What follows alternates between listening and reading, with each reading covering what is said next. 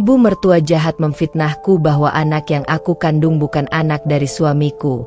Hingga aku dibentak dan ditalak suamiku di depan keluarga besar. Aku balas dengan kesuksesanku sebagai pemilik restoran mewah. Assalamualaikum warahmatullahi wabarakatuh. Selamat datang di LA Stories. Di balik senyuman ada air mata yang tak terlihat. Di balik tawa, ada kisah yang tak pernah diceritakan. Ini adalah LA Stories. Tempat di mana kisah nyata jadi pelajaran, dan luka hati jadi kekuatan. Setiap cerita di sini bukan sekadar drama, tapi potongan hidup yang bisa jadi cermin untuk kita semua. Siapkan hatimu, karena apa yang kamu dengar bisa mengubah cara pandangmu selamanya. Ini bukan sekadar cerita. Ini adalah kenyataan yang belum tentu sanggup kamu jalani.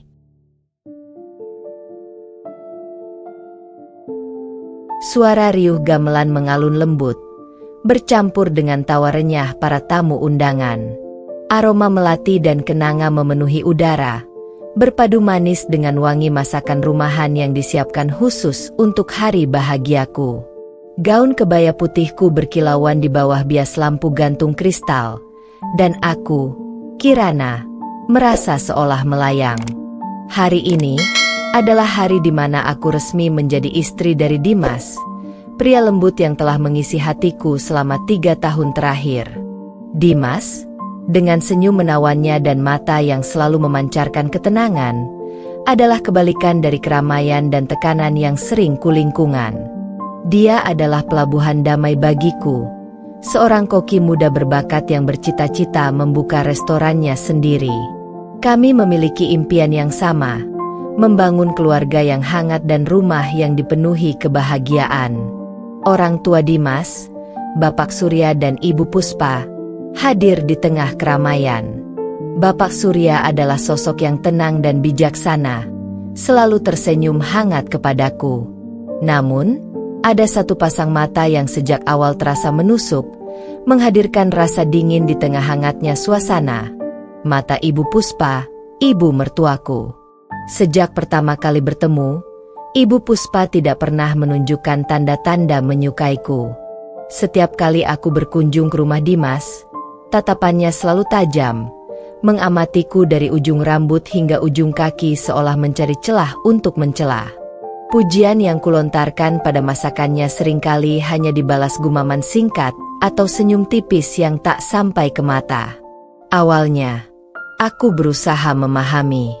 Mungkin beliau khawatir anaknya akan diambil orang, atau mungkin ada standar tertentu yang harus kupenuhi sebagai calon menantunya. Dimas selalu menenangkanku. Ibu memang begitu, Kirana. Tapi hatinya baik kok. Nanti juga ibu akan sayang padamu. Aku ingin percaya pada kata-kata Dimas. Aku sungguh ingin. Malam resepsi itu, di tengah hiruk-pikuk ucapan selamat dan jabat tangan, Ibu Puspa mendekat. Senyumannya terlihat kaku, nyaris seperti topeng. "Selamat, Kirana," katanya datar, tanpa intonasi kehangatan. "Semoga kamu bisa menjadi istri yang baik untuk Dimas. Jangan sampai mengecewakan keluarga kami." Kalimat itu, yang seharusnya menjadi doa, justru terdengar seperti peringatan, bahkan ancaman. Ada nada tersirat dalam suaranya yang membuat bulu kuduku meremang. Aku hanya tersenyum tipis, mencoba mengabaikan getaran aneh yang menjalar di hatiku. Dalam kemeriahan pernikahan, aku mencoba meyakinkan diriku bahwa semua keraguan ini hanya perasaanku saja. Bahwa nanti, setelah kami resmi menjadi keluarga, semuanya akan baik-baik saja. Aku tidak tahu bahwa di balik aroma melati yang manis dan janji suci di altar, sebuah bibit duri telah tertanam. Duri itu, yang berasal dari hati Ibu Puspa, akan tumbuh menjadi semak belukar berduri yang siap mencabik-cabik kehidupanku di masa depan. Kehidupan setelah pernikahan, bagi kebanyakan pasangan, adalah babak baru yang penuh warna. Bulan madu yang singkat di Bali telah usai, meninggalkan kami dengan kenangan indah dan janji-janji manis tentang masa depan. Dimas dan aku pindah ke rumah baru, sebuah hunian minimalis bergaya Skandinavia yang kami tata bersama dengan penuh cinta, tak jauh dari rumah orang tua Dimas. Dinding-dindingnya berwarna krem lembut, dihiasi lukisan abstrak yang kubuat sendiri dan rak buku penuh novel favorit kami. Setiap sudut adalah cerminan dari mimpi yang kami rajut bersama. Dimas, dengan semangatnya yang membara, fokus mengembangkan karirnya sebagai koki di sebuah restoran hotel bintang 5, sembari sesekali pulang dengan ide-ide baru untuk restorannya kelak. Aku, sebagai istri, berusaha menciptakan suasana rumah yang hangat dan nyaman, tempat di mana Dimas bisa melepas lelah dan merajut mimpi bersamaku. Aku menikmati setiap detik menata rumah, mencoba resep baru, dan membayangkan suara tawa anak-anak kelak. Namun, bayangan Ibu Puspa tak pernah benar-benar menjauh. Kehadirannya terasa seperti hawa dingin yang menyusup di balik celah jendela, bahkan saat matahari bersinar terik. Jarak yang hanya beberapa blok dari rumah kami justru terasa seperti jebakan.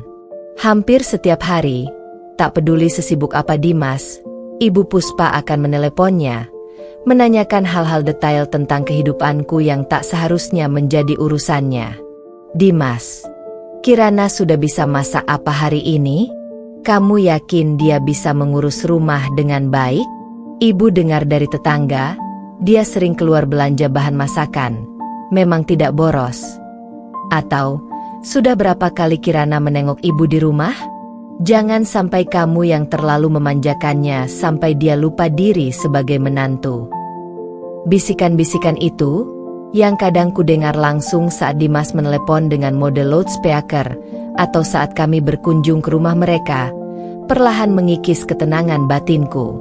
Aku tahu, Ibu Puspa selalu mendambakan menantu dari kalangan atas, atau setidaknya seorang wanita karir yang punya posisi mentereng, seorang dokter, notaris, atau pengusaha sukses.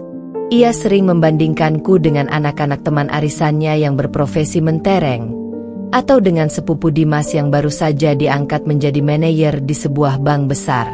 Kamu itu sudah menikah, Kirana. Bukan waktunya lagi main-main di dapur seperti koki amatiran. Harusnya kamu lebih memikirkan cara mengangkat derajat keluarga, bukan sekadar membuang waktu dengan kegiatan yang tidak jelas penghasilannya. Kata-kata itu diucapkan dengan senyum tipis yang penuh makna dan pandangan meremehkan, selalu berhasil membuatku terdiam. Seolah-olah hobiku memasak, yang justru mendekatkanku pada Dimas dan menjadi sumber kebahagiaanku, adalah aib yang harus kusembunyikan. Dimas, di tengah semua ini, berusaha keras menjadi penengah. Ia akan membelaku di depan ibunya, menegaskan bahwa ia mencintaiku apa adanya, dan bahwa ia senang dengan cara aku mengurus rumah tangga mereka. Ibu, Kirana itu sudah sempurna buat Dimas. Dia istri yang baik, pintar memasak, dan selalu membuatku nyaman. Jangan khawatirkan dia, ujarnya suatu kali, berusaha meredakan ketegangan dengan nada yang lebih tegas dari biasanya. Namun, aku bisa melihat gurat lelah di wajahnya. Ada kerutan di antara alisnya setiap kali selesai bertelepon dengan ibunya. Ia mencintai ibunya, dan ia juga mencintaiku. Terjebak di tengah dua wanita yang sama-sama berharga baginya, Dimas seringkali tampak bingung dan frustrasi, seolah jiwanya terbelah. Aku tahu betapa beratnya posisinya, tapi di sisi lain, aku merasa sendirian dalam menghadapi tekanan ini. Aku mulai bertanya-tanya, apakah ia benar-benar bisa melindungiku dari cengkeraman ibunya, ataukah ia akan terus-menerus terjebak di tengah-tengah? Aku sadar, sangkar emas yang tadinya kukira akan menjadi tempat berlindung, kini terasa semakin sempit. Dinding-dinding rumah kami, yang kubayangkan akan menjadi benteng kebahagiaan, terasa seperti jeruji yang tak terlihat. Aku mencintai Dimas, sangat mencintainya. Tapi aku mulai bertanya-tanya, Apakah cinta saja cukup untuk menghadapi badai yang sepertinya tak pernah reda ini? Apakah rumah tangga kami akan selalu dinaungi awan mendung karena ketidaksukaan Ibu Puspa? Pertanyaan-pertanyaan itu terus berputar di kepalaku, seperti jarum jam yang tak henti berdetak, membawa serta kecemasan yang semakin membesar, sebuah bisikan penjara yang perlahan mengurung jiwaku. Waktu terus berjalan. Namun harapan Kirana bahwa Ibu Puspa akan berubah menjadi lebih baik, perlahan sirna, digantikan oleh kegelisahan yang tumbuh subur. Hubungan kami tidak membaik, justru semakin merenggang, seperti benang rapuh yang setiap hari ditarik semakin kencang, nyaris putus. Ibu Puspa memiliki jadwal rutin berkunjung ke rumah kami, setidaknya 3 kali seminggu, kadang tanpa pemberitahuan sama sekali. Ketukannya di pintu selalu tergesa-gesa. Bahkan sebelum aku sempat meraih gagang pintu, ia sudah mendorongnya terbuka dan masuk begitu saja. Seolah rumah ini adalah miliknya sendiri, bukan milik kami yang baru menikah. Sebuah invasi privasi yang terang-terangan. Setiap kunjungan adalah inspeksi bagi Ibu Puspa, sebuah ritual penuh kritik yang tak pernah terlewatkan. Ia akan mengelilingi rumah, jari telunjuknya meraba setiap permukaan, dari debu yang mungkin luput dari pandanganku di rak buku, kebersihan kamar mandi yang selalu ia periksa sampai ke sela-sela keramik, hingga isi kulkas kami yang selalu menjadi sasaran empuk. Kirana, kenapa kulkas ini cuma ada sayuran, tahu tempe, dan sedikit daging beku? Dimas itu butuh gizi lebih. Dia kan bekerja keras seharian di hotel. Kamu ini menantu macam apa? Tidak bisa mengurus asupan makanan suami dengan benar. Begitu celotehnya, suaranya tajam menuding, seolah aku sengaja menyiksa anak semata wayangnya. Bahkan masakanku, yang Dimas selalu puji dengan lahap dan menjadi kebanggaan kecilku, tak luput dari kritik pedas. Terlalu asin, atau kurang bumbu, bahkan tidak ada selera, seperti masakan orang malas. Kata-kata itu diucapkan dengan nada meremehkan, seolah-olah aku sengaja menyajikan hidangan yang tidak layak, seolah-olah semua usahaku sia-sia. Dimas, yang dulu selalu mencoba membelaku dengan gagah dan berdiri di depanku, kini mulai menunjukkan tanda-tanda kelelahan yang nyata. Awalnya ia akan beradu argumen dengan ibunya, menjelaskan bahwa aku sudah berusaha keras, bahwa ia menyukai masakanku, atau bahwa kami memiliki selera sendiri. Namun, seiring waktu, argumen-argumen itu berubah menjadi desahan pasrah, pandangan yang kosong, atau bahkan, ia akan meminta maaf kepada ibunya seolah aku yang telah melakukan kesalahan besar. Iya, Bu. Nanti Kirana akan belajar lagi, akan lebih memperhatikan, ujarnya suatu sore, sambil menatapku dengan tatapan minta maaf yang membuat hatiku perih dan hancur. Aku tahu ia tertekan, ia terjepit di antara ibu dan istrinya, namun melihatnya tak berdaya melindungiku, membuatku merasa semakin sendiri dan tidak berdaya. Dukungannya mulai terasa hampa, hanya sekadar kata-kata yang tak diiringi tindakan. Satu insiden yang paling membekas adalah saat perayaan Idul Fitri pertama kami sebagai suami istri. Seluruh keluarga besar Dimas berkumpul di rumah orang tuanya. Suasana seharusnya penuh sukacita dan kehangatan. Aku sudah menyiapkan baju kebaya terbaikku, berwarna biru muda dengan bordiran perak yang anggun, dan Dimas tampak gagah di sampingku dengan baju koko senada. Namun, begitu kami tiba di pintu masuk, Ibu Puspa langsung menyambutku dengan komentar tajam yang memekakan telinga, di hadapan bibi, paman, dan sepupu-sepupu Dimas. Kirana, kenapa bajumu ini? Warnanya terlalu terang, terlalu mencolok, tidak cocok untuk acara keluarga seperti ini. Kamu tidak menghormati keluarga kami yang menghargai kesederhanaan. Aku terdiam, bibirku keluh, bingung harus merespons apa. Rasanya seluruh pasang mata tertuju padaku dengan menghakimi. Dimas hanya bisa menunduk, menarik tanganku menjauh, mencoba mengalihkan perhatian dari komentar ibunya, Tapi rasa malu dan sakit hati sudah telanjur merasuk. Aku merasakan pandangan sinis dari beberapa anggota keluarga lain, seolah aku memang menantu yang canggung, tidak tahu diri, dan pembawa masalah. Meskipun Dimas terus meyakinkanku dengan kata-kata manis di belakang layar, "Kamu istri terbaik, ibu memang cerewet, jangan dengarkan dia, sayang." Aku merasa garis batas antara kami sebagai pasangan yang mandiri dan campur tangan Ibu Puspa terus terhapus, seolah tak pernah ada. Batasan privasi kami dihancurkan sedikit demi sedikit, dan Dimas tampak tak mampu lagi membangunnya kembali atau melindungiku. Aku mulai merasa terkekang, seolah-olah hidupku tidak lagi menjadi milikku sepenuhnya. Setiap keputusan, setiap tindakan, harus disetujui atau dikritik oleh Ibu Puspa. Rumah yang kami bangun dengan cinta, kini terasa seperti sangkar yang semakin mengekang. Jeruji tak kasat mata yang menjebakku, dan kebahagiaan yang kuharapkan, perlahan memudar menjadi fata morgana.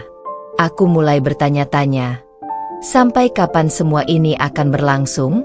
Dan yang paling penting, apakah aku memiliki kekuatan yang cukup untuk bertahan dalam sangkar yang semakin mengencang ini? Minggu-minggu berikutnya setelah perayaan Idul Fitri yang dingin itu, suasana di rumah kami terasa semakin muram, diselimuti keheningan yang menyesakan. Dimas semakin larut dalam pekerjaannya, sering pulang larut malam dengan alasan ada pesanan khusus, rapat penting, atau bahkan acara mendadak dengan rekan-rekannya. Aku tahu ia mencoba melarikan diri dari ketegangan di rumah, dari bisikan ibunya yang tak kunjung henti, dan dari tatapan kecewa yang kadang tak sengaja terpancar dari mataku. Aku merindukan Dimas yang dulu, Dimas yang selalu punya waktu untukku, yang bisa kurangkul erat saat kesedihan melanda, yang akan memelukku tanpa bertanya, dan hanya mendekapku. Kini, ia terasa begitu jauh, terbungkus dinding tak kasat mata yang dibangun oleh tekanan dan jarak. Di tengah kesepian yang menggerogoti, sebuah keajaiban kecil mulai tumbuh di dalam diriku. Awalnya hanya mual-mual ringan di pagi hari, disusul dengan kepekaan berlebihan terhadap bau-bauan tertentu. Parfum Dimas yang biasanya kucium dengan senang hati kini membuatku pusing. Aroma masakan di dapur tetangga membuat perutku bergejolak, dan kelelahan yang tak biasa membuatku ingin tidur kapan saja. Hatiku berdegup kencang saat langkah kakiku membawaku ke apotek di sudut jalan, memilih yang paling sepi agar tak ada tetangga yang melihatku membeli alat tes kehamilan. Dengan tangan gemetar, aku menutup pintu kamar mandi rapat-rapat, dan menanti hasilnya. Detik-detik itu terasa seperti jam. Lalu, 2 garis merah muncul, jelas dan tak terbantahkan. Positif. Aku hamil. Air mata haru membanjiri pipiku. Ini adalah kabar yang kami tunggu-tunggu. Impian yang selalu kami rajut bersama sejak pertama kali kami membicarakan masa depan. Sebuah cahaya terang benderang di tengah kegelapan yang melingkupiku. Aku membayangkan wajah Dimas, senyum lebarnya yang cerah saat mengetahui kami akan segera memiliki keluarga kecil yang utuh. Akan ada tawa anak-anak di rumah ini, mengisi kekosongan yang perlahan terbentuk. Aku ingin memberitahunya dengan cara yang istimewa, mungkin dengan menyiapkan makan malam romantis dengan hidangan kesukaannya, lalu menyisipkan hasil tes itu di bawah piringnya sebagai kejutan. Malam itu, entah bagaimana, Dimas pulang lebih awal dari biasanya. Wajahnya tampak lelah. Namun aku bertekad untuk memberinya kejutan terbaik. Aku sudah menyiapkan makanan kesukaannya, sup buntut yang gurih dengan sambal terasi kesukaannya, dan menyalakan lilin aromaterapi yang menenangkan. Dengan hati berdebar, aku duduk di sampingnya di meja makan, napas tertahan di dada, menantikan reaksi yang kuharapkan. "Dimas," panggilku lembut, suaraku sedikit bergetar karena antusiasme. "Ada sesuatu yang sangat penting dan membahagiakan yang ingin ku sampaikan padamu." Aku menyerahkan alat tes kehamilan bergaris 2 itu kepadanya. Ia mengambilnya, pandangannya beralih dari piring supnya yang masih mengepul hangat ke benda kecil di tangannya. Senyum tipis yang tadinya menghiasi wajahnya perlahan memudar, seperti lukisan yang luntur oleh hujan. Matanya mengerjap, lalu menatapku dengan ekspresi yang tak bisa kubaca. Bukan kebahagiaan yang meluap seperti yang kubayangkan, melainkan kebingungan, keraguan, bahkan ada secercah bayangan ketidakpercayaan. "Kamu hamil?" tanyanya pelan, suaranya nyaris berbisik. Nadanya aneh, hambar. Aku mengangguk, senyumku merekah, meskipun hatiku mulai merasakan firasat buruk. "Iya, Dimas, kita akan punya anak kita." Namun, responsnya jauh dari yang kuharapkan. Ia tidak melompat kegirangan, tidak memelukku erat-erat seperti yang selalu ia lakukan saat aku membawa kabar baik. Ia tidak mencium keningku dengan penuh kasih, atau bahkan sekadar tersenyum tulus. Sebaliknya, ia meletakkan alat tes itu di meja seolah benda itu panas membakar jemarinya, menatapku dengan sorot mata yang belum pernah kulihat sebelumnya. Ada bayangan kecurigaan yang samar, dingin, dan menusuk, seolah ia sedang mencoba membaca kebohongan di setiap garis wajahku, di setiap ekspresi mataku. "Tapi, bagaimana bisa, Kirana?" ucapnya. Suaranya terdengar berat dan ragu, menghancurkan semua harapanku. Kita kan jarang bersama belakangan ini. Aku sering pulang larut, dan kamu bukannya sering sendirian di rumah." Kalimatnya bukan pertanyaan, melainkan sebuah pernyataan yang menuduh, penuh prasangka. Seketika, duniaku runtuh lagi. Kabar gembira yang kubawa dengan segenap hati, dengan penuh cinta dan harapan, justru berbuah kecurigaan paling menyakitkan yang pernah kudengar. Kata-katanya menusuk langsung ke ulu hati, lebih tajam dari pisau. Jantungku berdetak tak karuan, berdebar nyeri di dada, dan air mata yang tadinya air mata kebahagiaan, kini berubah menjadi aliran pahit kekecewaan dan rasa dikhianati. Aku tahu, benih kecurigaan ini pastilah sudah lama ditanam, dirawat, dan kini tumbuh subur oleh bisikan-bisikan jahat Ibu Puspa. Sebuah kebahagiaan murni, yang seharusnya menyatukan kami lebih erat, justru menjadi awal dari jurang yang semakin dalam dan gelap di antara kami. Ini bukan hanya tentang kecurigaan, tapi tentang hilangnya kepercayaan, dan itu adalah pukulan telak bagiku. Malam itu, meja makan yang semula kami siapkan untuk merayakan kabar gembira, kini terasa seperti medan perang dingin. Setiap kata yang Dimas ucapkan tentang jarang bersama dan sering sendirian di rumah terus bergema di telingaku. Setiap suku katanya menikam langsung ke ulu hati. Aku menatapnya, mencari jejak Dimas yang kukenal, Dimas yang percaya padaku tanpa keraguan, Dimas yang selalu menjadi pelindungku. Tapi yang kutemukan hanya sorot mata yang diselimuti kabut tebal keraguan, seolah ada dinding tak terlihat yang memisahkan kami. "Dimas, bagaimana kamu bisa mengatakan itu?" Suaraku bergetar hebat, lebih karena sakit hati yang menusuk daripada amarah yang membakar. "Ini anak kita, anak yang kita impikan selama ini, anak yang kita sebut-sebut namanya, kita bayangkan wajahnya, kita rajut masa depannya. Apa kamu lupa berapa kali kita bicara tentang ingin punya bayi, tentang nama-nama yang akan kita berikan padanya?" Aku mencoba meraih tangannya yang ada di atas meja, berharap sentuhanku bisa membangkitkan akal sehatnya, memadamkan api keraguan yang ditanamkan, dan mengembalikan cinta di hatinya. Namun, ia menarik tangannya dengan cepat, seolah ada sesuatu yang menjijikkan dari sentuhanku, menjauhkan diri dariku. "Aku tidak bilang ini bukan anakku, Kirana," ujarnya dingin, suaranya hambar, menghindari tatapanku. Ia menunduk, menatap kosong ke meja, menghindari mata yang penuh luka itu. Aku hanya bertanya, "Situasinya memang aneh, kan? Aku hampir setiap malam pulang larut. Dan kamu?"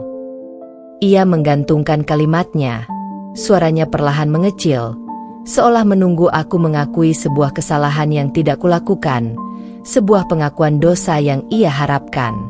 Dan aku apa? Dimas. Aku menantangnya, bangkit dari kursi, berdiri di hadapannya dengan perasaan terhianati yang meluap.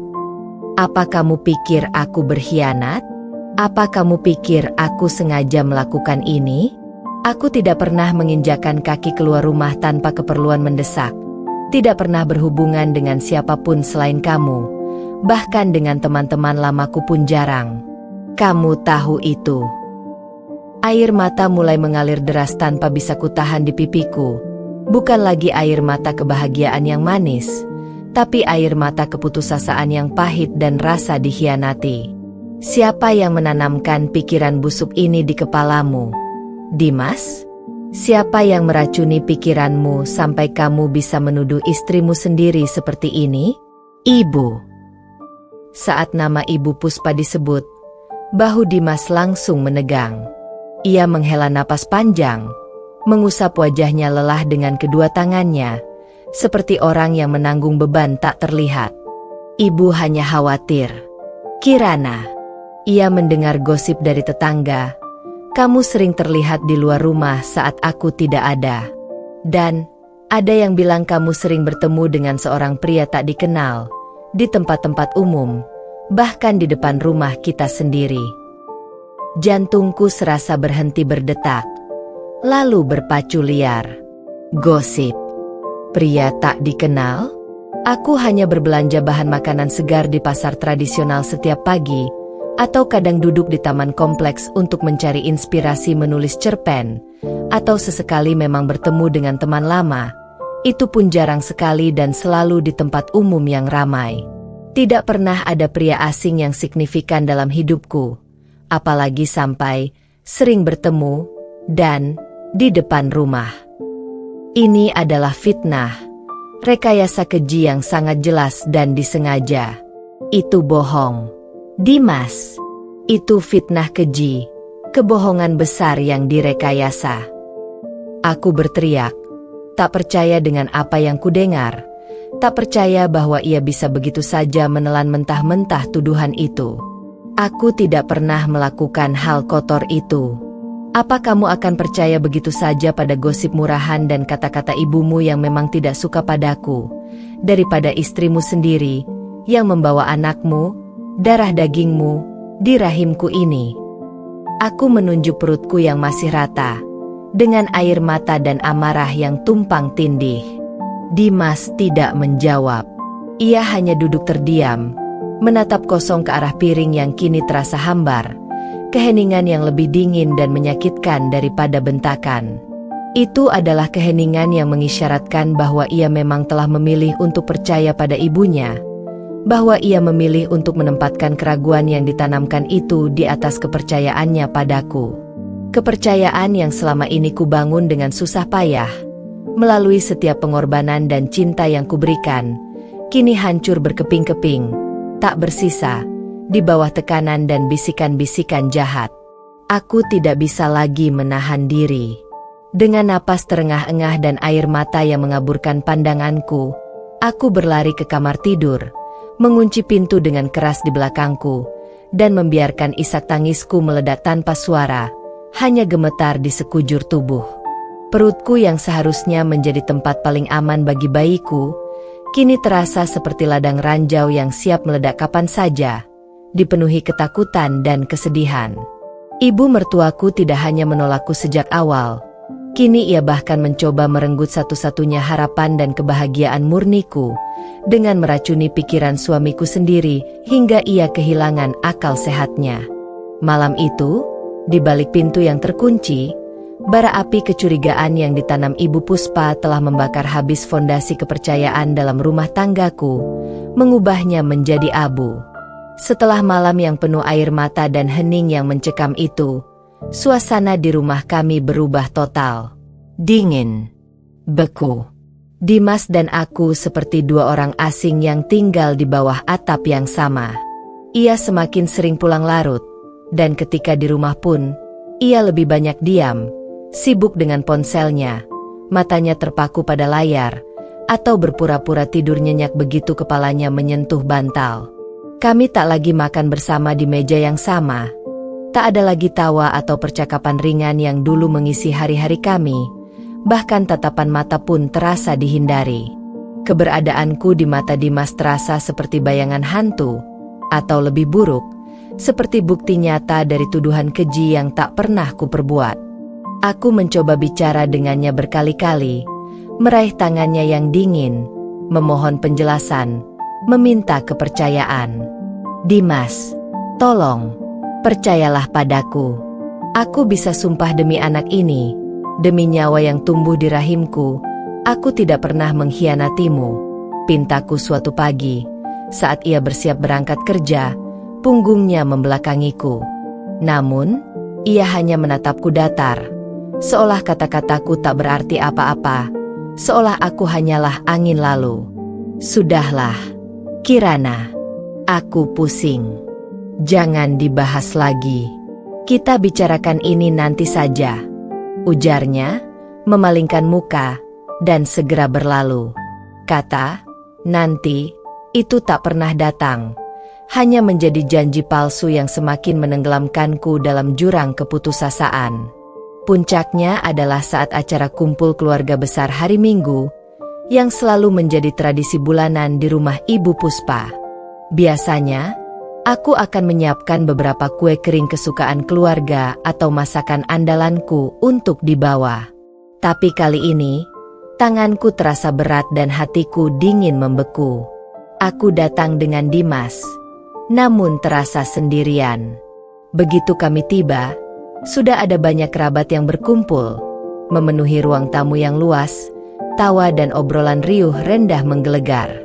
Senyum palsu Ibu Puspa menyambut kami di ambang pintu, namun matanya yang sipit langsung menyorotku dengan kilatan penuh makna, seperti predator yang siap menerkam mangsa. Tak lama setelah kami duduk di sofa, di tengah obrolan santai tentang pekerjaan, rencana liburan, dan cucu-cucu yang lucu, Ibu Puspa tiba-tiba menggebrak meja makan kecil di depannya dengan telapak tangan, menimbulkan suara keras yang menghentikan semua percakapan. Seketika, keheningan mencekam. Semua mata, termasuk mata paman, bibi, dan sepupu-sepupu Dimas, tertuju padanya. Ada sesuatu yang harus ibu sampaikan kepada kalian semua, katanya dengan suara dramatis yang dibuat-buat, volume suaranya naik 1 oktav, sengaja menarik perhatian, terutama tentang menantu ibu ini, Kirana. Matanya menatapku tajam, penuh kemenangan, seolah ini adalah panggungnya. Jantungku berdegup kencang, memukul-mukul rusukku seperti genderang perang. Firasat buruk langsung menyergap. Udara di sekitarku terasa menipis.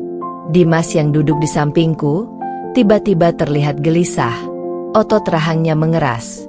Namun ia tak melakukan apa-apa.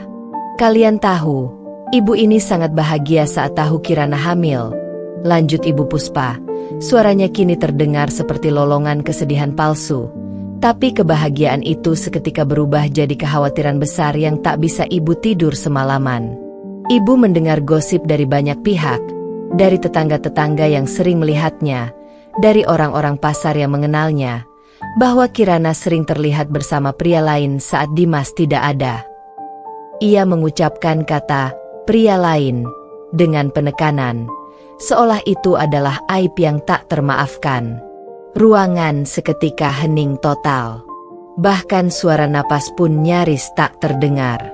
Semua pasang mata menoleh padaku, dipenuhi rasa ingin tahu yang tak sabar, terkejut, dan beberapa di antaranya sudah dipenuhi penilaian dan penghakiman yang jelas terlihat. Bibiku dan Paman Dimas, yang selalu tampak ramah dan hangat padaku, kini menatapku dengan sorot mata tak percaya.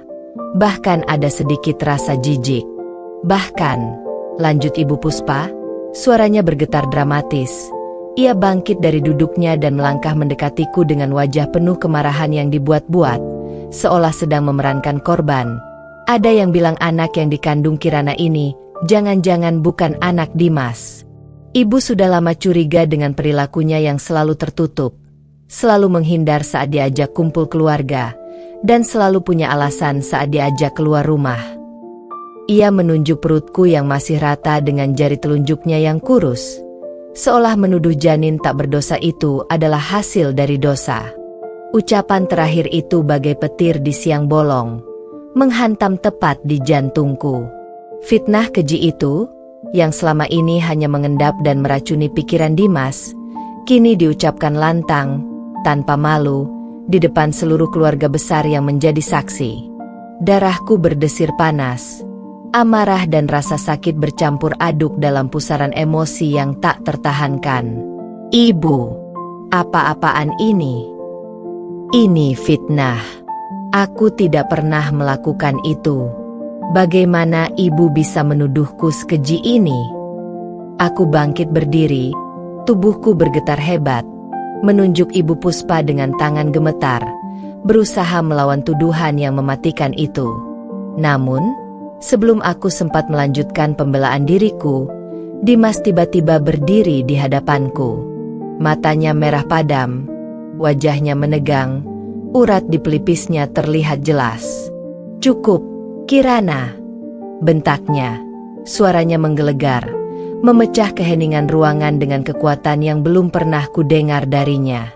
Suara Dimas yang biasanya lembut, yang selalu menjadi penenang bagiku, kini terdengar asing, penuh amarah dan kejengkelan yang entah dari mana asalnya. "Kamu sudah dengar sendiri kan apa kata ibu?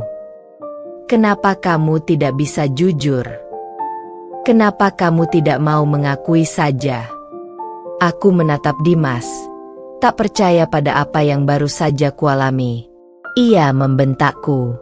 Ia lebih memilih percaya pada fitnah keji ibunya, pada gosip murahan yang direkayasa, daripada padaku, istrinya sendiri, ibu dari anaknya. Rasanya seluruh tubuhku lumpuh. Duniaku runtuh berkeping-keping. Ini bukan lagi sekadar kecurigaan atau keraguan. Ini adalah tuduhan terbuka yang didukung oleh suamiku sendiri, di hadapan semua orang. Lingkaran setan yang dibangun Ibu Puspa, akhirnya menjerat kami berdua, dan aku merasa benar-benar sendiri, terisolasi, di tengah kerumunan yang menghakimi dan menatapku dengan jijik. Bentakan Dimas menelanku bulat-bulat, menghancurkan sisa-sisa pertahanan terakhirku yang rapuh. Suara itu, yang dulu lembut dan menenangkan, yang selalu menuntun dan melindungiku, kini menjadi guntur yang memekakan telinga, bergema keras di seluruh ruangan yang dipenuhi wajah-wajah terkejut dan rasa ingin tahu dari keluarga besar.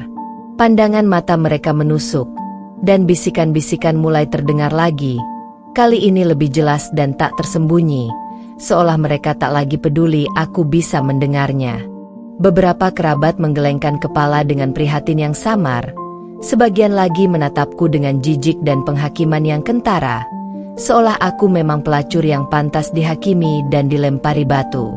"Apa maksudmu, Dimas? Bagaimana kamu bisa mengatakan hal sekeji itu?" teriakku, suaraku serak, parau karena air mata dan amarah yang meledak dari dalam diriku. "Aku sudah bilang, itu fitnah. Ini semua rekayasa. Kenapa kamu malah membentakku di depan semua orang, di depan keluargamu sendiri, seolah aku adalah penjahat?" Aku menatapnya, memohon, mencari jejak kepercayaan yang dulu ada di matanya, yang membuatku merasa aman dan dicintai.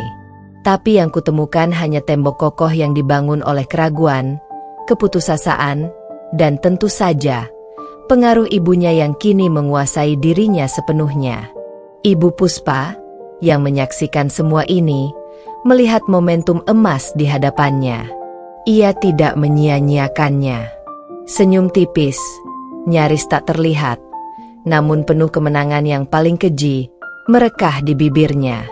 Ia mengamati reaksiku dengan puas, seolah aku hanyalah boneka dalam permainan yang ia kendalikan. "Lihat kan, Dimas, dia sudah berani melawan suaminya sendiri di depan keluarga. Ibu sudah bilang, dia bukan wanita baik-baik, tidak tahu sopan santun, tidak menghargai suaminya. Kamu sudah buta, Dimas."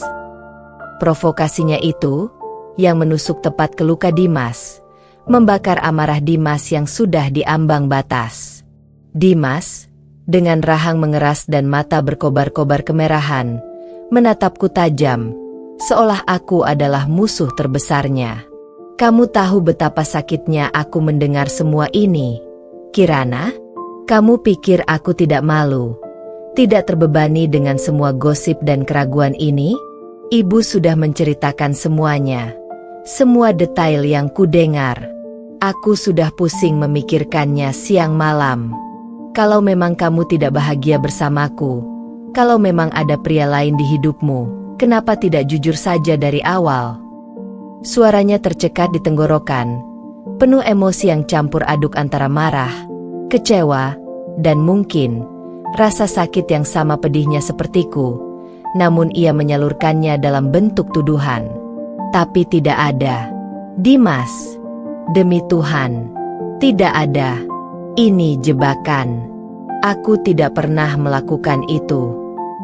Aku berteriak lagi, memohon agar ia mendengarkan, agar ia melihat kebenaran. Aku tidak pernah.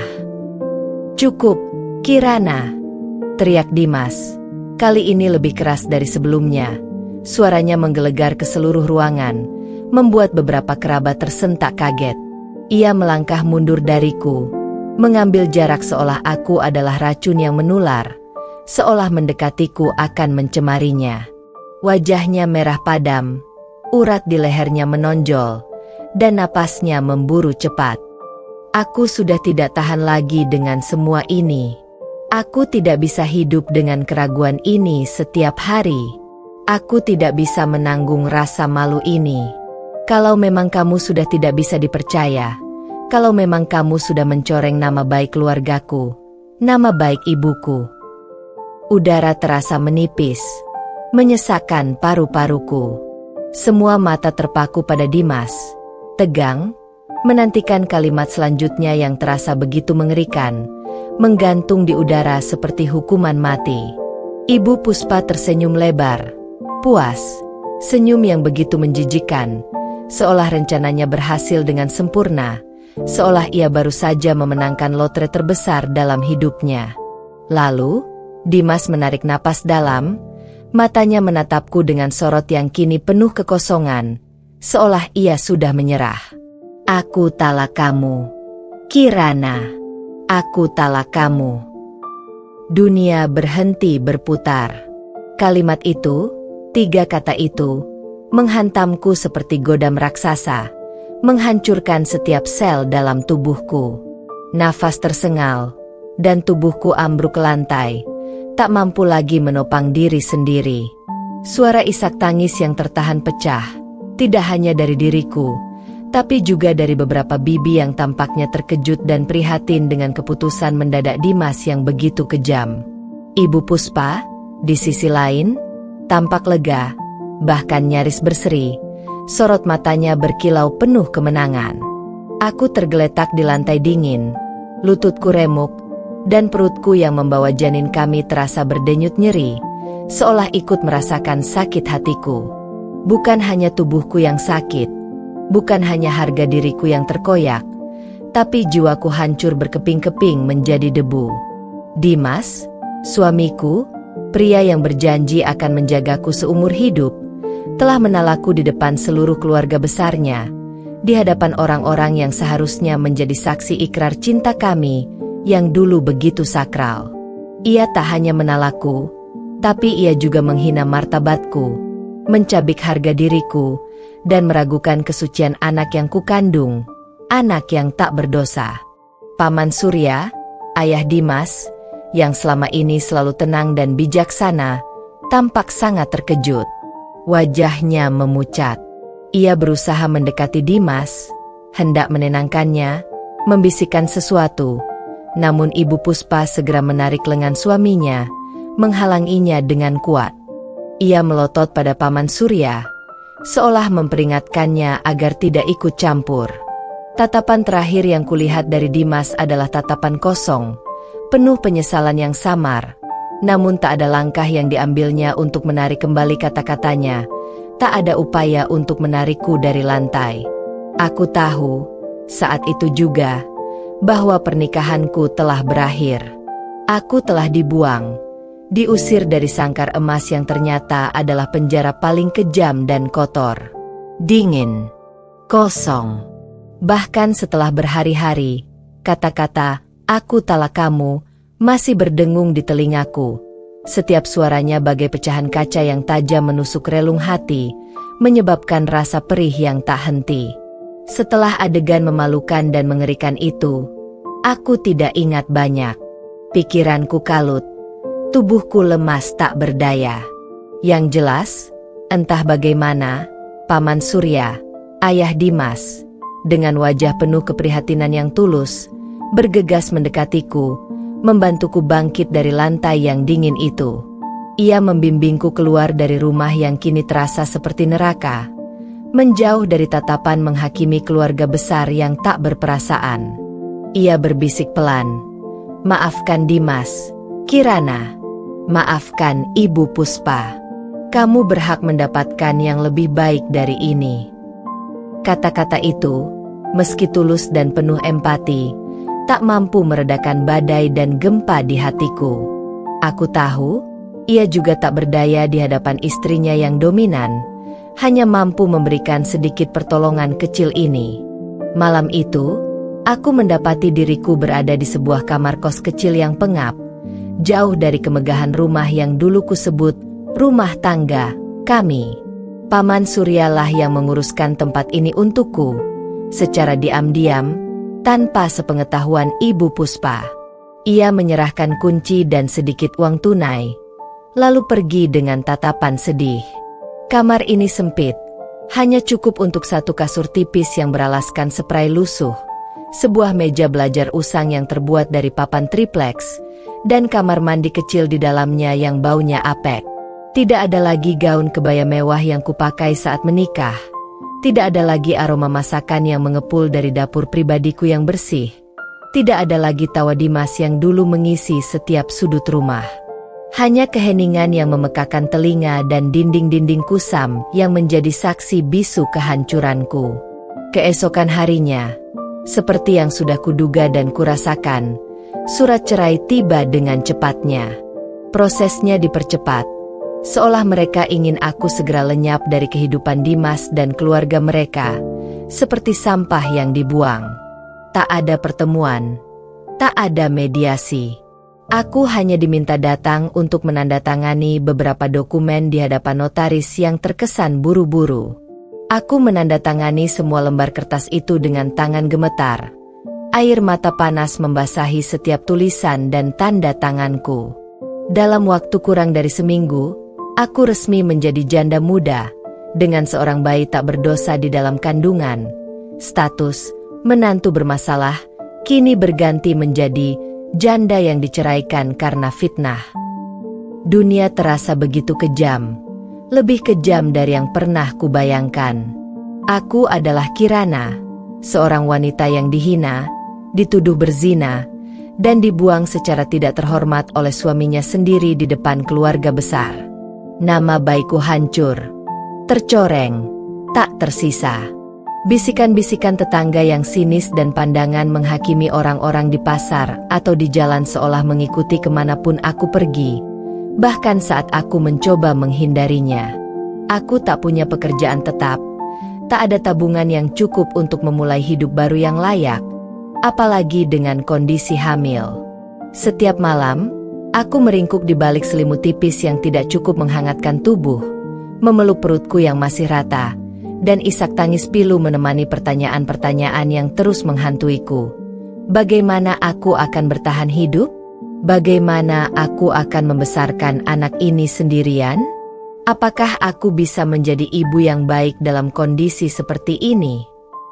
Ketakutan mencekikku. Namun, di tengah puing-puing kehancuran ini, secercah api kecil mulai menyala dalam diriku, sebuah percikan yang awalnya redup namun perlahan membesar.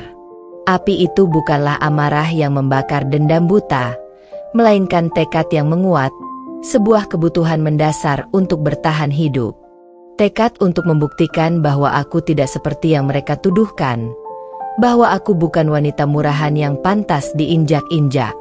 Tekad untuk bangkit, bukan demi mereka, melainkan demi diriku sendiri, demi harga diriku yang terkoyak, dan terutama, demi nyawa tak berdosa yang sedang berdenyut di dalam perutku ini.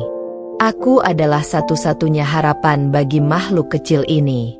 Aku membelai perutku dengan lembut, merasakan kehangatan yang menjalar.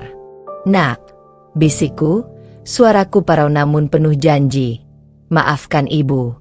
Kita mungkin tidak punya ayah yang akan mendampingi kita dalam perjalanan ini, tapi ibu akan berjanji.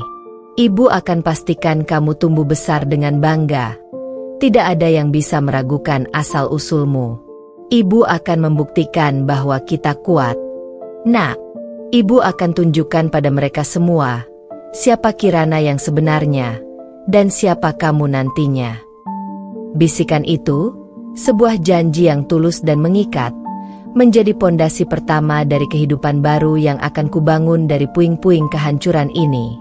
Aku akan bangkit, tidak untuk membalas dendam dengan cara yang sama kotornya, tetapi dengan kesuksesan yang tak terbantahkan, yang akan menjadi jawaban paling telak atas segala fitnah keji mereka.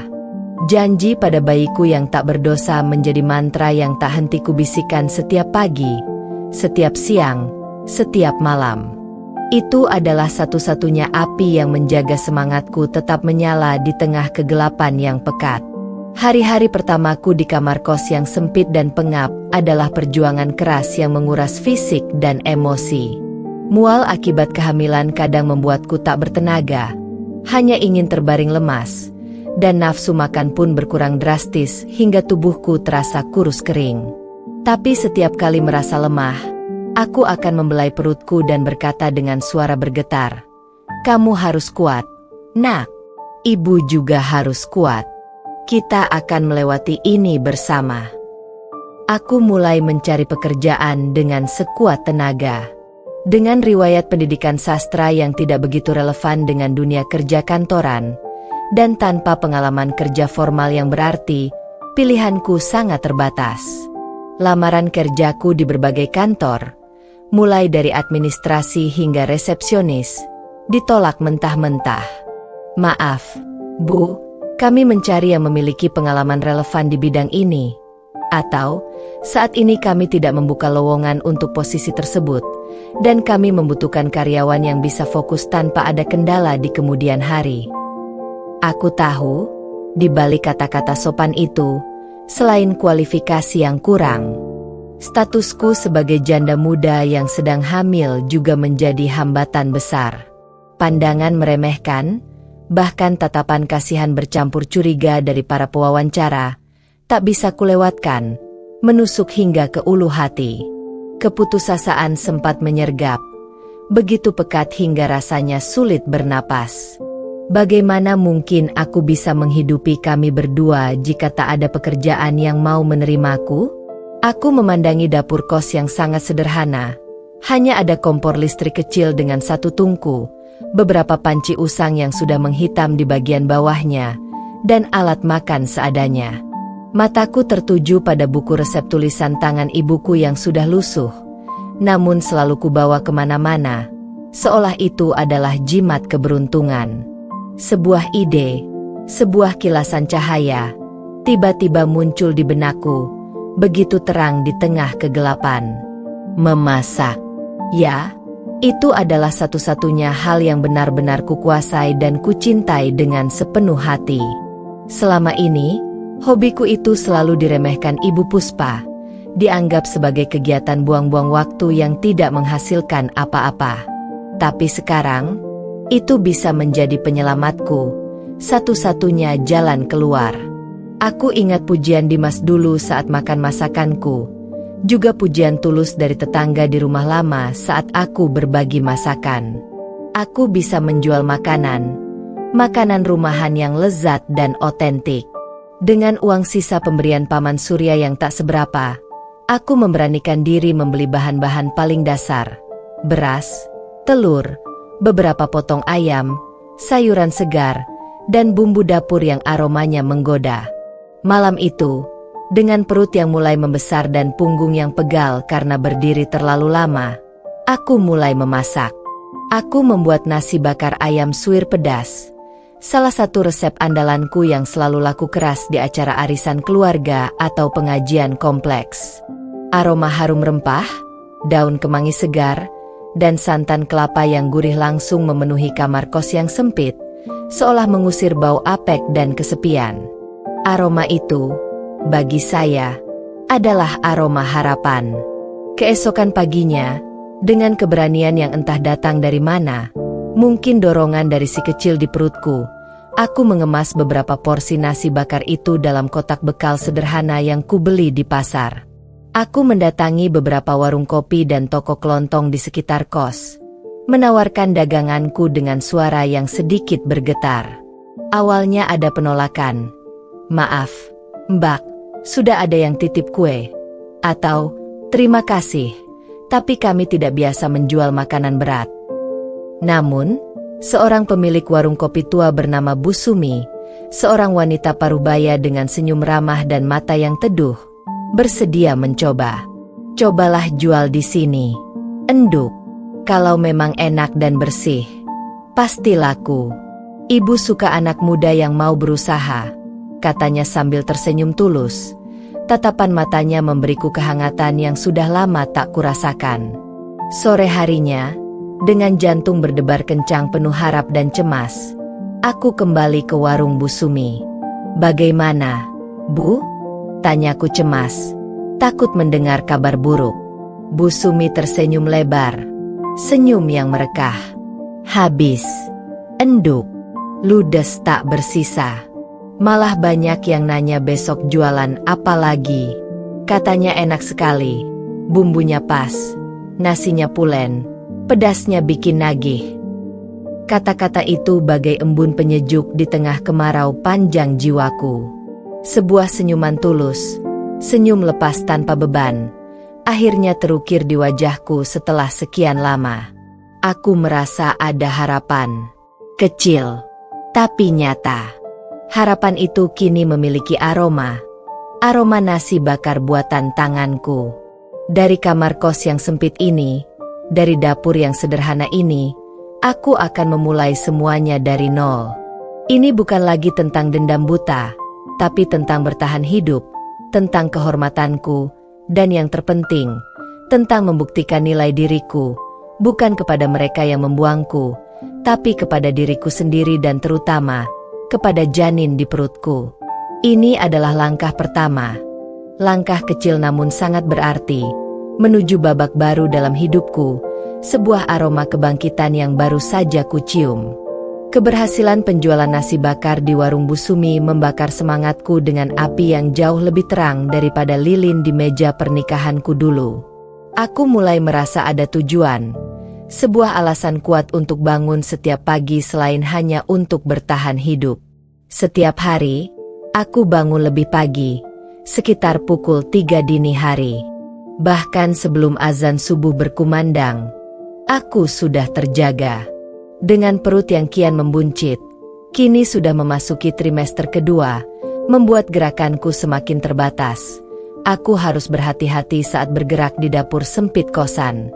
Aku memotong bahan, menumis bumbu, membumbui ayam, dan membakar nasi dengan teliti di atas wajan seadanya. Aroma sedap yang keluar dari dapurku, perpaduan wangi rempah, daun salam, dan jeruk, seringkali membuat penghuni kos lain terganggu. Namun pujian dari Bu Sumi dan komentar positif dari pelanggannya menjadi motivasi terbesar. Seiring berjalannya waktu, permintaan untuk nasi bakar Kirana semakin meningkat. Tak hanya nasi bakar, aku juga mulai mencoba varian lain seperti ayam goreng rempah yang renyah dan gurih, serta beberapa menu sayuran rumahan yang praktis dan sehat. Bu Sumi dengan senang hati membantu mempromosikan daganganku. Bahkan seringkali ada pelanggan yang langsung datang ke kosan untuk memesan dalam jumlah besar untuk acara kantor atau syukuran kecil. Uang yang terkumpul mulai sedikit demi sedikit bertambah, lebih dari yang pernah kubayangkan. Aku bisa membeli bahan baku yang lebih berkualitas dari pasar induk, melunasi sewa kos tepat waktu, dan yang terpenting, menyisihkan sebagian kecil untuk biaya persalinan nanti yang pasti akan sangat besar. Aku bahkan mulai memimpikan untuk bisa membeli sebuah oven kecil atau wajan yang lebih besar. Namun, rezeki yang mulai lancar ini tidak datang tanpa rintangan. Kehamilan yang semakin membesar membuatku sering kelelahan yang luar biasa. Punggungku terasa pegal luar biasa seperti dihantam beban berat. Kakiku membengkak di sore hari hingga rasanya tak sanggup berdiri, dan mual terkadang datang tak terduga, membuatku harus bergegas ke kamar mandi. Pernah suatu hari, saat sedang mengemas pesanan dalam jumlah besar untuk sebuah arisan, tiba-tiba aku merasa pusing dan pandanganku berkunang-kunang. Untungnya, Bu Sumi datang berkunjung untuk mengambil pesanan dan segera menolongku, menuntunku duduk dan memberiku air gula. Ia memarahiku karena terlalu memaksakan diri, tapi matanya menunjukkan kekhawatiran yang tulus, seperti seorang ibu. "Kirana, kamu tidak bisa begini terus. Enduk," nasihat Bu Sumi lembut sambil memijit kakiku yang bengkak. "Kehamilanmu sudah besar. Kamu butuh istirahat yang cukup. Jangan sampai kamu dan bayimu kenapa-kenapa. Nanti siapa yang mau mengurus kalian?" Kata-kata Bu Sumi menohok, mengingatkanku pada kenyataan pahit bahwa aku sendirian. Aku tahu Bu Sumi benar. Tenagaku terbatas. Memasak dalam jumlah besar dengan kondisi seperti ini sangat berisiko, baik untukku maupun untuk bayiku. Aku mulai berpikir keras. Bagaimana caranya agar bisnis ini tetap berjalan tanpa mengorbankan kesehatanku dan bayiku? Aku tidak punya modal yang cukup untuk menyewa karyawan penuh waktu, apalagi membeli alat masak yang lebih besar atau menyewa dapur komersial. Otakku berputar mencari solusi, tapi jalan buntu seringkali muncul. Rintangan lain datang dari ibu kos yang memang terkenal cerewet. Aroma masakan yang semakin sering tercium hingga ke kamar sebelah, tumpukan sampah sisa bahan makanan yang terkadang lupa kubuang, dan kadang keramaian saat ada pelanggan yang datang langsung ke kosan untuk mengambil pesanan, mulai mengganggunya. "Mbak Kirana," tegurnya suatu hari dengan nada kurang senang dan ekspresi judes. "Saya tidak melarang usaha, kok. Tapi ini kan kos-kosan, tempat istirahat orang, bukan dapur umum atau restoran. Baunya itu sering kemana-mana sampai mengganggu yang lain, dan kadang agak ramai kalau ada pembeli datang. Tolong diatur ya, Mbak. Kalau begini terus, saya jadi tidak enak sama penghuni lain." Teguran itu membuatku terpukul. Napasku tercekat. Kamar kos ini adalah satu-satunya tempat tinggalku. Satu-satunya tempat di mana aku bisa bekerja dan merasa aman. Jika aku tidak bisa berjualan dari sini, kemana lagi aku harus pergi? Di tengah kebahagiaan kecil atas keberhasilan yang mulai kuraih, tantangan-tantangan ini datang bertubi-tubi, seolah menguji seberapa besar tekadku untuk bertahan dan meraih impian demi bayiku. Aku tahu, jalan di depanku masih sangat panjang dan penuh liku. Sebuah bayangan keraguan mulai muncul di benakku. Apakah aku benar-benar bisa melakukannya sendirian? Apakah takdir akan terus menghantuiku? Teguran langsung dari ibu kos membuatku tak bisa tidur semalaman. Setiap detiknya dipenuhi kecemasan yang mencekik. Pertanyaan Bu Sumi tentang siapa yang akan mengurusku jika aku tumbang terus menghantuiku. Sebuah pertanyaan yang menohok karena aku tahu persis jawabannya. Tidak ada siapa-siapa. Aku tahu aku tak bisa terus-menerus memaksakan diri. Bisnis catering kecil-kecilanku memang mulai tumbuh, tapi kesehatan fisikku yang kian menurun dan keselamatan bayiku adalah prioritas utama. Aku sangat butuh solusi, namun ide tak kunjung datang. Pikiranku terasa buntu. Pagi itu, dengan tubuh lelah yang rasanya seperti dipukuli semalaman dan pikiran kalut, aku memutuskan untuk pergi ke pasar lebih awal dari biasanya. Aku butuh udara segar, ingin melihat keramaian, dan mungkin saja secercah inspirasi bisa kutemukan di sana. Saat melewati sebuah kedai kopi kecil di pojok pasar, Mataku tak sengaja menangkap sosok seorang wanita parubaya sedang menyeruput kopi hangat sambil membaca koran pagi dengan tenang. Wajahnya tidak asing. Dia adalah Bei Asih, mantan asisten rumah tangga di rumah orang tuaku dulu. Bei Asih adalah sosok yang lembut, selalu memperhatikanku sejak kecil. Diam-diam memberiku camilan enak, dan masakannya juga sangat enak. Seringkali lebih kusukai daripada masakan koki utama di rumah. Aku ragu sejenak, takut ia tak mengingatku setelah bertahun-tahun, atau bahkan telah mendengar kabar buruk dan fitnah tentangku dari mulut ke mulut. Tapi kebutuhan akan bantuan dan dorongan moral jauh lebih besar dari rasa malu. Aku memberanikan diri mendekat. Langkahku terasa berat namun pasti. Bei Asih, apa kabar? Bei. Suaraku sedikit bergetar. Bei Asih mengangkat kepala dari balik korannya. Matanya sedikit menyipit saat mencoba mengenaliku, sebelum senyum lebar nan tulus merekah di wajahnya yang mulai dihiasi keriput. Kirana? Ya ampun, ini betul Kirana? Nak, kamu kemana saja? Bibi sering cari-cari, tapi tidak ada kabar sedikit pun darimu, ujarnya. Suaranya dipenuhi rasa lega dan haru. Ia segera bangkit dan memelukku erat. Pelukan hangat yang sudah lama tak kurasakan. Sebuah sentuhan kasih sayang yang begitu kunanti. Singkat cerita, kami duduk di bangku kayu kedai kopi itu. Dengan mata berkaca-kaca, aku menceritakan semua yang terjadi padaku. Pernikahan yang berujung fitnah keji, perceraian yang memilukan, kehamilanku yang kini harus kujalani sendirian, dan perjuanganku membangun usaha catering kecil-kecilan. Aku menceritakan secara rinci setiap rintangan yang kuhadapi, terutama masalah tempat untuk produksi yang tidak memadai dan tenagaku yang terbatas karena kondisi kehamilanku. Bei Asih mendengarkan dengan seksama, sesekali mengangguk, dan matanya berkaca-kaca, menunjukkan simpati yang mendalam. Ya ampun, Nak Kirana. Bibi turut sedih mendengarnya. Katanya, suaranya bergetar menahan tangis. Tapi Bibi bangga padamu. Kamu kuat sekali. Soal itu, Bibi mungkin bisa bantu. Nak. Aku menatapnya penuh harap. Seolah Bei Asih adalah satu-satunya pelampung di tengah badai. Bagaimana, Bei? Bei Asih menjelaskan bahwa ia kini memiliki sebuah ruko kecil tak terpakai di dekat rumahnya, warisan dari almarhum suaminya. Ruko itu dulunya adalah warung makan kecil, jadi sudah memiliki dapur yang lumayan lengkap dengan peralatan dasarnya, meski sudah lama kosong dan butuh sedikit sentuhan pembersihan. Bibi juga sudah pensiun dari semua pekerjaan. Sekarang hanya di rumah saja. Kalau kamu mau, Bibi bisa bantu-bantu memasak di sana. Kita bisa bagi hasil. Nak, atau kamu pakai saja dulu rukonya. Nanti kalau usahamu sudah besar baru Bibi ikut merasakan hasilnya. Bibi kasihan melihatmu sendirian berjuang begini.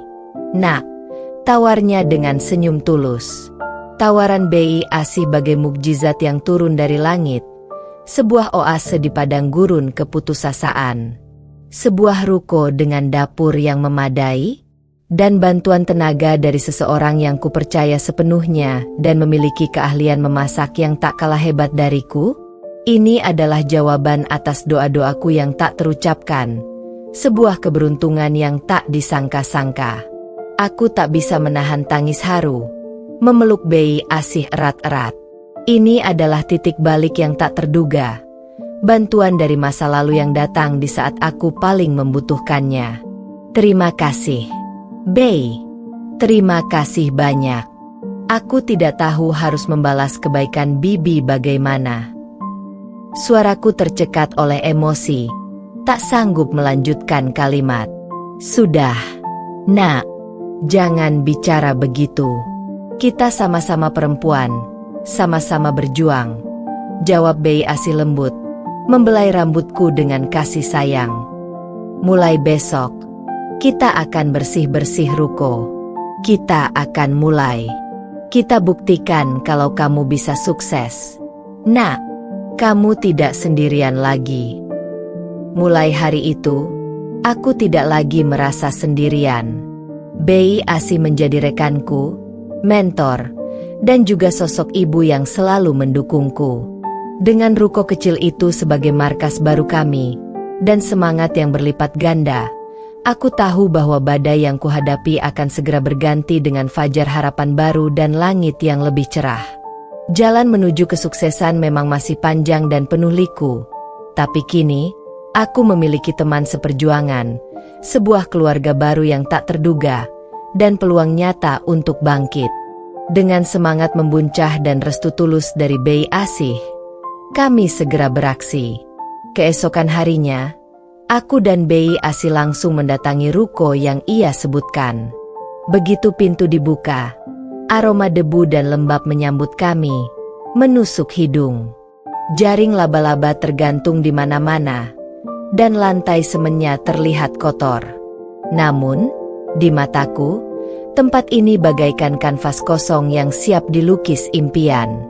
Ruko itu memang kecil, catnya sudah mengelupas di beberapa sisi, dan beberapa perabot dapur terlihat usang serta berkarat.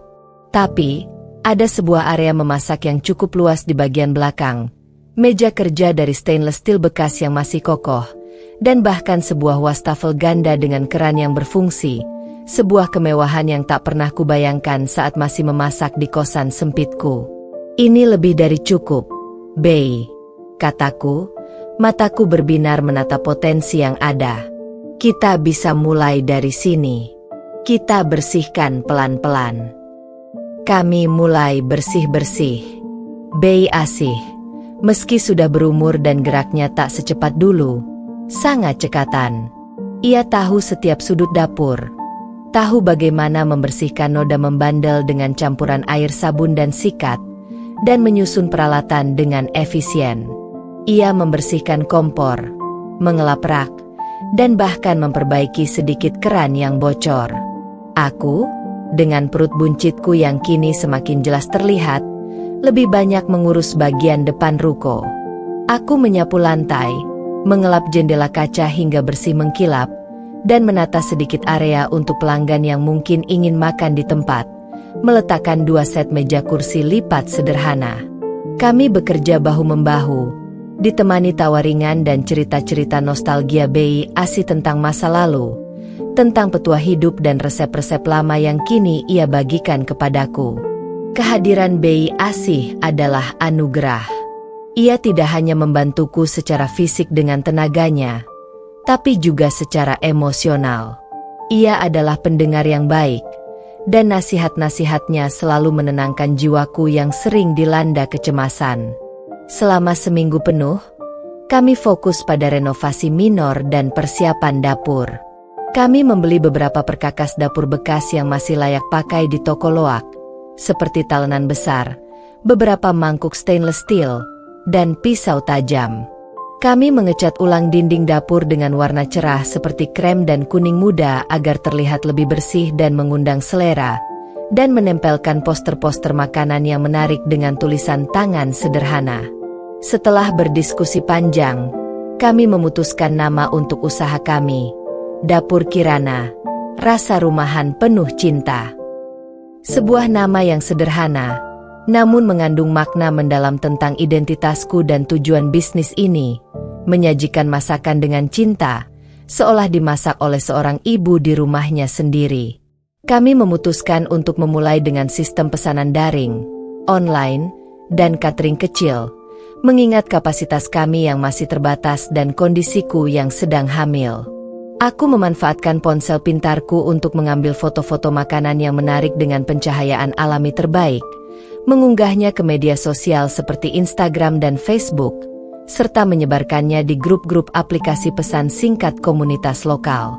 Aku juga membuat daftar menu harian yang sederhana namun bervariasi. Promosi mulut ke mulut dari Bu Sumi di warung kopinya dan teman-teman lama Bei Asih juga sangat membantu. Mereka menjadi duta tak resmi bagi Dapur Kirana. Pada hari pertama kami resmi beroperasi dari ruko baru, pesanan yang masuk memang belum membludak. Hanya sekitar 10 pesanan kecil untuk makan siang dan 2 pesanan catering mini untuk kantor terdekat. Namun, ada beberapa pelanggan baru yang tertarik setelah melihat postingan media sosial kami dan mencoba langsung makanan kami. Mereka memuji rasa masakan kami yang otentik, bumbu yang meresap sempurna, dan harganya yang terjangkau. Rasanya seperti masakan ibu saya. Begitu komentar salah satu pelanggan, yang membuat hatiku menghangat. Sebuah pencapaian kecil yang berarti besar bagiku. Sebuah validasi atas kerja kerasku. Saat malam tiba dan semua pesanan selesai diantar, ruko kembali hening.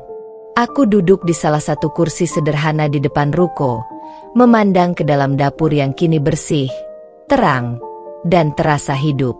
Aku membelai perutku, yang kini semakin membesar dan bergerak-gerak kecil, merasakan tendangan lembut dari si kecil. Nak, lihat, ibu bisa. Kita punya tempat baru, dapur kita sendiri. Sebentar lagi kamu lahir, dan kita akan punya kehidupan yang lebih baik, lebih mandiri, dan lebih terhormat. Air mata haru kembali menetes. Kali ini bukan karena kesedihan, melainkan karena rasa syukur yang meluap dan harapan yang membuncah. Dapur impian yang dulu hanya angan-angan, kini terlahir kembali dari puing-puing kehancuran, berkat bantuan tak terduga dan tekad yang kuat. Aroma masakan yang tersisa di udara ruko itu, kini berbau seperti aroma harapan yang baru, sebuah awal yang baru. Dengan dapur Kirana, rasa rumahan penuh cinta, kini memiliki marka sendiri dan identitas yang kuat. Semangat kami membara, jauh melampaui kelelahan fisik. Pesanan mulai berdatangan lebih stabil dan dalam jumlah yang lebih besar. Bukan lagi sekadar titipan kecil untuk tetangga. Kami menerima pesanan catering untuk rapat kantor berskala menengah, acara keluarga seperti arisan dan syukuran, hingga hidangan bekal makan siang rutin untuk beberapa karyawan toko dan butik di sekitar ruko. Promosi dari mulut ke mulut bekerja jauh lebih efektif daripada yang kubayangkan. Satu pelanggan puas akan membawa 2 pelanggan baru. Dan yang paling membanggakan, rating kami di aplikasi pesan antar makanan lokal terus meningkat, mencapai angka sempurna 5 bintang. Masakannya enak, porsinya pas, harganya terjangkau, dan pengirimannya cepat. Begitu rata-rata ulasan yang masuk, membuatku tersenyum bangga di balik meja dapur.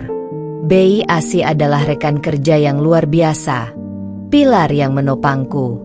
Ia tak hanya ahli dalam mengolah bumbu dan teknik memasak yang sudah ia kuasai puluhan tahun, tapi juga cekatan dalam segala hal manajerial kecil. Ia dengan telaten mengurus pembukuan sederhana yang kami buat dalam buku tulis, membantu mengemas pesanan dengan rapi dan cepat, bahkan terkadang mengantar sendiri jika pesanan dekat dan kurir yang kami sewa paruh waktu sedang sibuk. Keberadaannya benar-benar meringankan bebanku, terutama karena perutku kini semakin membesar dan membuatku cepat lelah. Memasuki trimester ketiga kehamilanku, gerakanku menjadi lebih lambat dan canggung, dan kakiku sering bengkak di sore hari hingga rasanya tak sanggup lagi berdiri. Aku sering harus beristirahat sejenak di kursi, menghela napas panjang sebelum kembali berdiri di depan kompor yang panas. Suatu pagi yang cerah, telepon genggamku berdering dengan nada yang tidak biasa. Ada pesanan catering dalam jumlah sangat besar untuk acara syukuran di sebuah kantor pemerintahan. Jumlahnya 2 kali lipat dari pesanan terbesar kami selama ini, mencapai ratusan porsi. Aku dan Bei Asi saling pandang. Keraguan dan antusiasme bercampur aduk di mata kami. Bisakah kami mengerjakannya dengan kondisi tenaga kami yang terbatas? Ambil saja, nak, kata Bei Asi tegas, melihat sedikit keraguanku. Wajahnya memancarkan keyakinan. Ini kesempatan kita untuk naik kelas, untuk menunjukkan bahwa dapur Kirana mampu. Bibi bantu semampu Bibi. Kamu juga harus lebih banyak istirahat. Biar Bibi yang pegang kemudi utama di dapur untuk sebagian besar pekerjaan beratnya. Jangan khawatir. Kami menerima pesanan itu dengan hati berdebar. 3 hari berikutnya adalah neraka sekaligus surga yang belum pernah kurasakan. Kami bekerja hampir 20 jam sehari. Bei Asi dengan telaten mengurus bumbu dasar dan proses marinasi yang memakan waktu, sementara aku fokus pada bumbu inti, teknik memasak yang membutuhkan sentuhan khusus, dan sentuhan akhir. Kami tidur hanya beberapa jam, bahkan kadang tidur di ruko dengan alas seadanya di sela-sela waktu memasak. Aroma masakan tak pernah hilang dari ruko, memenuhi setiap sudutnya, menempel di pakaian dan rambut kami. Aku merasakan kelelahan yang teramat sangat. Setiap otot di tubuhku terasa nyeri. Bahkan sempat beberapa kali mengalami kontraksi palsu yang membuatku panik, membayangkan jika bayiku lahir di tengah-tengah kesibukan ini. Namun, setiap kali melihat Bei Asi yang tetap semangat di usianya, dan setiap kali merasakan tendangan lembut dari bayiku yang seolah menyemangatiku dari dalam, aku mendapatkan kekuatan baru untuk terus bertahan. Pesanan besar itu akhirnya selesai dan diantar tepat waktu, bahkan beberapa jam sebelum acara dimulai. Responsnya luar biasa. Para panitia dan tamu sangat puas. Bahkan beberapa dari mereka datang langsung ke ruko untuk mengucapkan terima kasih dan memuji masakan kami. Mereka bahkan memberikan testimoni positif di media sosial kantor mereka, mengundang lebih banyak perhatian. Ini adalah sebuah kemenangan besar bagi kami. Modal kami bertambah signifikan, dan nama Dapur Kirana semakin dikenal luas, bahkan sampai ke telinga-telinga penting di kota. Namun, di balik semua kesuksesan kecil yang mulai tampak ini, aku juga merasakan tekanan yang semakin besar. Tanggung jawab terhadap bisnis yang terus berkembang dan bayiku yang akan segera lahir terasa begitu berat di pundakku. Setiap kontraksi palsu membuatku takut. Setiap nyeri di punggung membuatku cemas. Aku sering memandangi foto USG bayiku, yang kini semakin jelas bentuknya, berbisik janji akan memberikan yang terbaik untuknya. Aku tahu, waktu persalinan semakin dekat, tinggal menghitung minggu. Aku harus bersiap menghadapi babak baru yang paling menantang dalam hidupku, menjadi seorang ibu tunggal, sekaligus pemilik bisnis yang sedang merangkak naik menuju puncak. Ini adalah perjuangan melawan waktu, melawan kelelahan, dan melawan bayangan masa lalu yang kadang masih menghantuiku. Namun, kini aku memiliki Bei Asih dan Dapur Kirana, sebuah bisikan masa depan yang lebih cerah. Waktu berlalu begitu cepat, seolah ikut berpacu dengan denyut nadi kehidupanku yang semakin sibuk. Minggu-minggu terakhir kehamilanku dihabiskan di antara dapur yang sibuk mengepulkan asap rempah dan istirahat singkat yang penuh waspada. Perutku sudah sangat besar, dan setiap tendangan kecil dari dalam perutku mengingatkanku akan keajaiban yang akan segera tiba, menguatkan janji yang kubuat. Meskipun lelah, semangatku tak pernah padam. Aku memiliki mimpi, mimpi untuk Aruna, dan sekarang, aku memiliki alasan terkuat untuk mewujudkannya. Suatu dini hari, saat bintang masih bertaburan dan adzan subuh belum berkumandang, di tengah kesibukan persiapan pesanan pagi untuk sarapan, nyeri di perutku terasa berbeda. Ini bukan lagi kontraksi palsu yang biasa datang lalu hilang. Ini adalah saatnya. Dengan panik yang tertahan, aku membangunkan Bei Asih yang tidur di ruko. Ia, dengan sigapnya yang luar biasa, segera membantuku ke rumah sakit terdekat. Proses persalinan terasa begitu panjang, melelahkan, dan menyakitkan, setiap detik seolah menit. Namun, setiap kali Bei Asih menggenggam tanganku erat, memijitnya pelan, dan berbisik, "Kamu kuat, nak. Demi anakmu, demi masa depanmu, aku menemukan kekuatan yang luar biasa untuk terus berjuang." Dan akhirnya, suara tangisan kecil itu memecah keheningan ruang bersalin yang dingin. Tangisan yang paling indah, paling murni, yang pernah kudengar seumur hidupku. Seorang bayi perempuan, mungil dan cantik, dengan kulit bersih, rambut hitam tipis, dan mata bulat yang memancarkan kejujuran, lahir dengan selamat. Ia memiliki hidung mancung, mirip denganku. Air mata kebahagiaan dan kelegaan membanjiri pipiku, membasahi bantal. Aku mendekapnya erat-erat, mencium keningnya berkali-kali, menghirup aroma bayi yang begitu memabukkan. Selamat datang, Aruna. Selamat datang, duniaku, bisikku, memperkenalkan diri sebagai ibunya. Aku menamainya Aruna, yang berarti fajar atau matahari terbit dalam bahasa Sanskerta, sebuah nama yang melambangkan harapan baru setelah kegelapan panjang yang telah kulewati. Kehadiran Aruna membawa semangat baru yang luar biasa, seolah ia adalah sumber energiku yang tak ada habisnya. Bi Asih dengan sukarela membantuku merawat Aruna di sela-sela kesibukan di dapur. Ia adalah nenek kedua bagi Aruna, selalu siap menggendong dan menimang saat aku harus memasak atau mengurus pesanan. Dapur Kirana terus berkembang pesat. Dengan modal yang terkumpul dari pesanan besar sebelumnya dan tabungan yang kupaksakan dari setiap keuntungan, aku akhirnya bisa menyewa beberapa karyawan paruh waktu yang energik dan jujur untuk membantu pengiriman dan persiapan bahan yang semakin banyak. Kami bahkan mulai menerima pesanan catering untuk acara-acara yang lebih besar dan bergengsi, seperti peresmian kantor baru atau pesta ulang tahun perusahaan, yang memerlukan perencanaan dan eksekusi yang lebih kompleks. Setahun berlalu, dan roda kehidupan berputar begitu cepat. Dapur Kirana tidak lagi sekadar usaha catering rumahan di ruko kecil. Permintaan terus membludak, melebihi kapasitas ruko kami. Telepon tak henti berdering, dan email pesanan terus membanjiri. Pelanggan sering bertanya kapan kami akan membuka tempat makan yang lebih besar dan nyaman, di mana mereka bisa datang dan menikmati hidangan kami langsung. Dengan dukungan penuh dari Bi Asih, dorongan kuat dari pelanggan setia, dan keyakinan diri yang sudah tumbuh, aku akhirnya mengambil keputusan besar. Ini adalah saatnya mewujudkan mimpi yang lebih besar. Dengan modal yang cukup besar, dukungan kredit bank kecil yang berhasil kudapatkan berkat catatan keuangan yang rapi, dan kerja keras yang tak kenal lelah, aku berhasil mewujudkan impian yang dulu terasa mustahil. Sebuah bangunan 2 lantai di lokasi strategis pusat kota, dulunya adalah sebuah butik kosong, kini direnovasi total.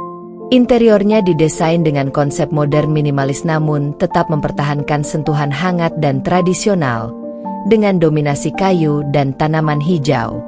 Sebuah plang besar dengan lampu sorot yang terang benderang di atasnya bertuliskan, The Serenity Kitchen, persembahan rasa dari hati. Ini bukan hanya tentang menjual makanan, tapi tentang kedamaian dan ketenangan yang kudapatkan setelah melewati badai, dan tentang rasa yang dimasak dengan segenap jiwa dan pengalaman hidup. Di hari pembukaan restoran baruku yang megah, disaksikan banyak pelanggan setia, relasi bisnis, dan tentu saja Bi Asih. Aruna yang kini berusia 1 tahun berjalan tertatih-tatih di sampingku, mengenakan gaun putih kecil yang lucu, sesekali memeluk kakiku dengan gemas. Senyumku tak pernah selebar dan setulus ini.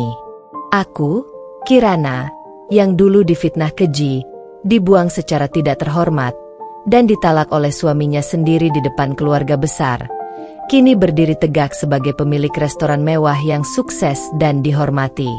Ini adalah balasan termanis untuk semua luka dan pengkhianatan, bukan dengan amarah atau dendam, melainkan dengan bukti nyata kesuksesan yang dibangun dari nol, dari keringat dan air mata.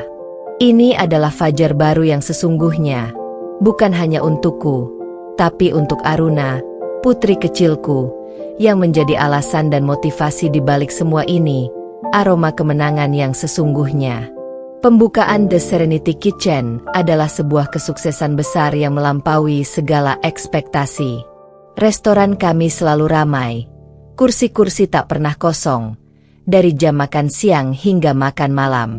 Ulasan positif terus berdatangan bagai aliran sungai, baik dari kritikus makanan bergengsi di media lokal, food blogger yang berpengaruh, maupun pelanggan biasa yang datang dan kembali lagi. Pujian terhadap rasa masakan yang otentik, suasana yang nyaman, dan pelayanan yang ramah memenuhi kolom komentar di media sosial dan situs ulasan. Aku sibuk sekali, mengawasi dapur, melayani pelanggan, mengatur jadwal karyawan. Namun, ini adalah kesibukan yang paling membahagiakan, sebuah realisasi mimpi yang dulunya terasa begitu jauh. Aku melihat impianku dan masa depan Aruna terwujud di depan mata, dalam setiap senyum pelanggan dan setiap piring yang kembali kosong. Setiap hari, Aruna, putri kecilku, sering kubawa ke restoran. Ia bermain di area khusus anak yang kami sediakan di sudut restoran, yang dilengkapi dengan karpet empuk, beberapa mainan edukatif, dan buku cerita. Atau kadang, ia tertidur pulas di gendongan bayi asih, dikelilingi suara tawa pelanggan, denting piring, dan aroma masakan yang menggoda. Bayi asih selalu ada di sisiku, tak hanya sebagai rekan bisnis, tapi juga sebagai sosok nenek yang penuh kasih bagi Aruna. Ia adalah jangkar bagiku, menjaga kakiku tetap menapak bumi di tengah pusaran kesibukan. Suatu sore yang cerah, saat restoran sedang ramai-ramainya, denting garpu dan sendok beradu dengan obrolan ringan, aku sedang mengecek kualitas hidangan di dapur utama, memastikan setiap porsi sempurna sebelum disajikan. Tiba-tiba, bayi asih menghampiriku, langkahnya sedikit tergesa, dan wajahnya menunjukkan ekspresi yang sedikit tegang, matanya memancarkan sinyal. "Nak Kirana," bisiknya. Suaranya pelan nyaris tak terdengar di tengah kebisingan dapur. "Ada tamu di depan." Ia berhenti sejenak, melirik arah pintu masuk, lalu kembali menatapku dengan sorot mata penuh makna. Sepertinya Ibu Puspa dan Dimas. Jantungku serasa berhenti berdetak, lalu berpacu liar, memukul-mukul rusukku dengan kencang. Nama itu saja sudah cukup membuatku sesak, seolah semua udara di sekitarku lenyap. Setelah lebih dari setahun, setelah semua fitnah, pengkhianatan, dan luka yang mereka torehkan, mereka muncul di sini, di tempat yang telah kubangun dengan darah, keringat, dan air mata ini. Untuk apa? Tanganku otomatis memegang perutku, mencari kekuatan yang dulu kudapatkan dari Aruna saat ia masih dalam kandungan. Aku menarik napas dalam-dalam, mencoba menenangkan diri. Ini restoranku, ini rumah keduaku, dan aku tidak akan lari. Aku sudah terlalu jauh untuk mundur. Aku menghela napas panjang, merapikan apron, dan melangkah tenang menuju area depan restoran. Di salah satu meja di sudut, dekat jendela besar yang menghadap jalan, duduklah Ibu Puspa. Ia mengenakan setelan batik yang rapi dan perhiasan emas yang mencolok. Ekspresinya sombong seperti biasa, namun tampak sedikit gelisah. Di sebelahnya, duduk Dimas. Ia tampak sedikit lebih kurus dari terakhir kali kulihat, dan ada lingkaran hitam samar di bawah matanya, seolah kurang tidur. Pandangannya kosong, menatap keluar jendela, tidak fokus. Mereka tampak sedang menunggu seseorang, atau mungkin hanya menikmati suasana, dan tidak menyadariku pada awalnya. Aku mendekati meja mereka, melangkah dengan pasti. "Maaf, Ibu dan Bapak, apakah ada yang bisa saya bantu?"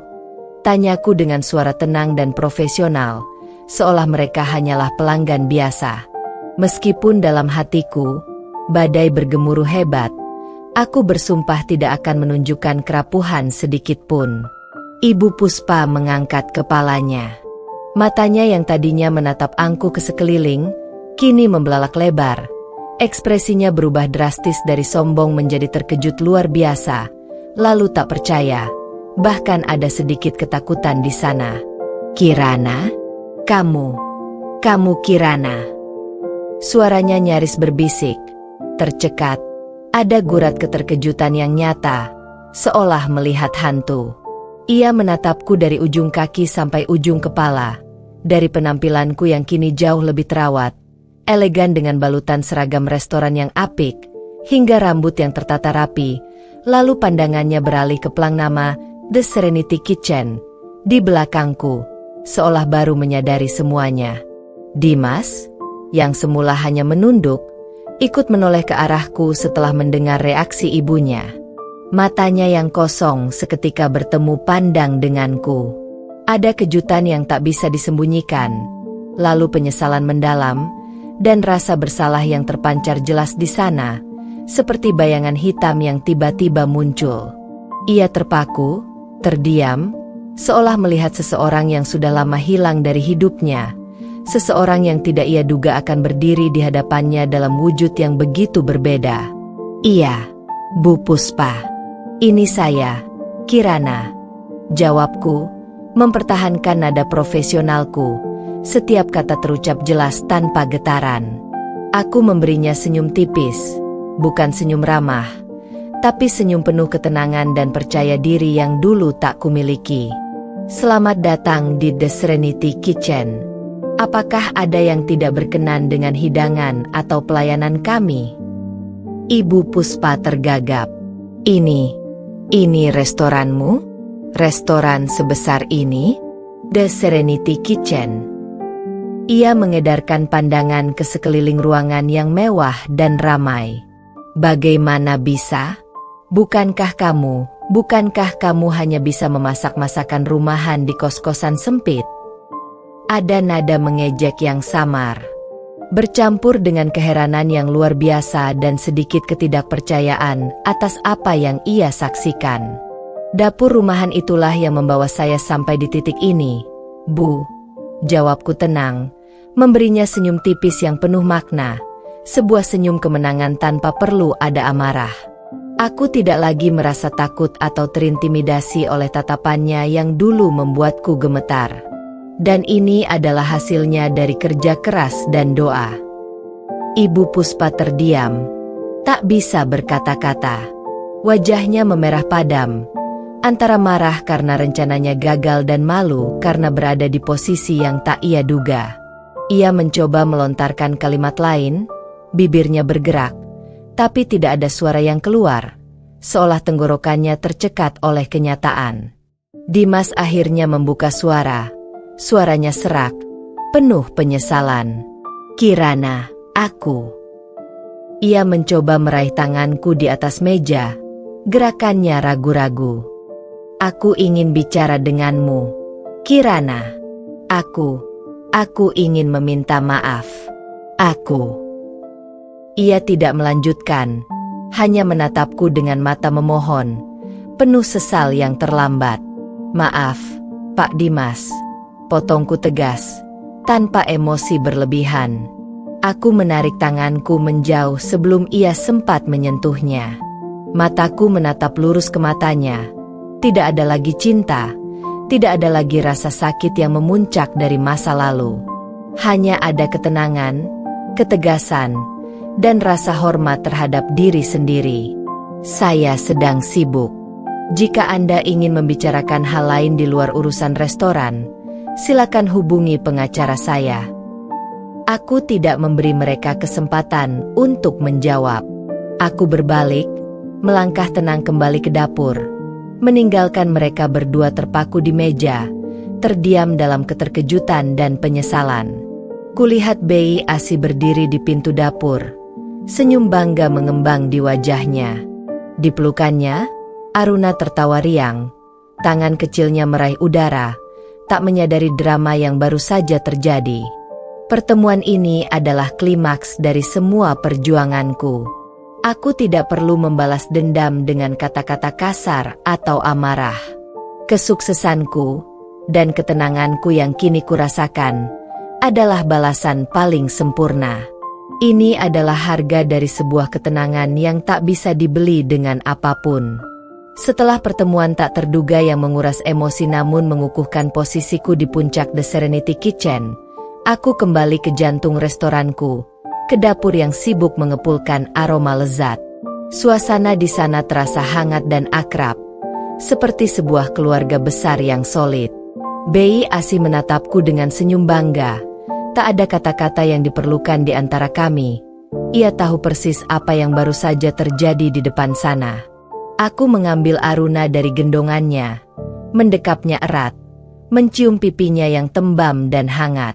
Tawa riang Aruna adalah melodi paling indah, sebuah simfoni kehidupan yang menenangkan setiap gejolak kecil yang masih tersisa di hatiku. Di pelukannya, semua drama dan luka masa lalu seolah menguap. Malam itu, setelah restoran tutup dan semua karyawan pulang, setelah hiruk-pikuk siang hari mereda, aku dan Bei Asi duduk berdua di salah satu meja marmer, ditemani secangkir teh melati hangat. Aku merenungkan kembali perjalanan panjang yang telah kulalui. Dari seorang menantu yang terbuang dan dianggap tak berguna, seorang janda tanpa arah yang tersudut di kamar kos sempit, hingga kini berdiri sebagai pemilik restoran yang sukses dan dihormati. Rasanya seperti sebuah mimpi yang baru saja terwujud, sebuah kisah yang sulit dipercaya. Namun, setiap lelah di tubuhku yang kini terasa nikmat, setiap senyum Aruna, setiap hidangan yang disajikan dengan sempurna, adalah bukti nyata dari semua perjuangan. Kupikir aku akan merasakan kemenangan yang luar biasa, Bei, kataku pelan, memandangi pantulan cahaya lampu di jendela besar yang kini memantulkan wajahku yang tenang. Melihat mereka terkejut dan menyesal, melihat Ibu Puspa tak bisa berkata-kata dan Dimas yang penuh penyesalan. Seharusnya aku merasa sangat puas, bukan? Aku menatap Bei Asih, mencari jawaban atas perasaan hambar yang justru muncul. Bei Asih tersenyum bijak, matanya menatapku dengan penuh kasih sayang. Itulah yang dinamakan ketenangan sejati, Nak Kirana. Kemenangan sejati bukan tentang membuat orang lain menyesal atau membalas dendam dengan cara yang sama. Kemenangan itu adalah saat kamu menemukan kedamaian di hatimu sendiri, saat kamu bisa berdiri tegak dan bahagia, utuh, tanpa perlu pengakuan atau validasi dari mereka yang pernah meremehkanmu. Ia menyeruput tehnya perlahan.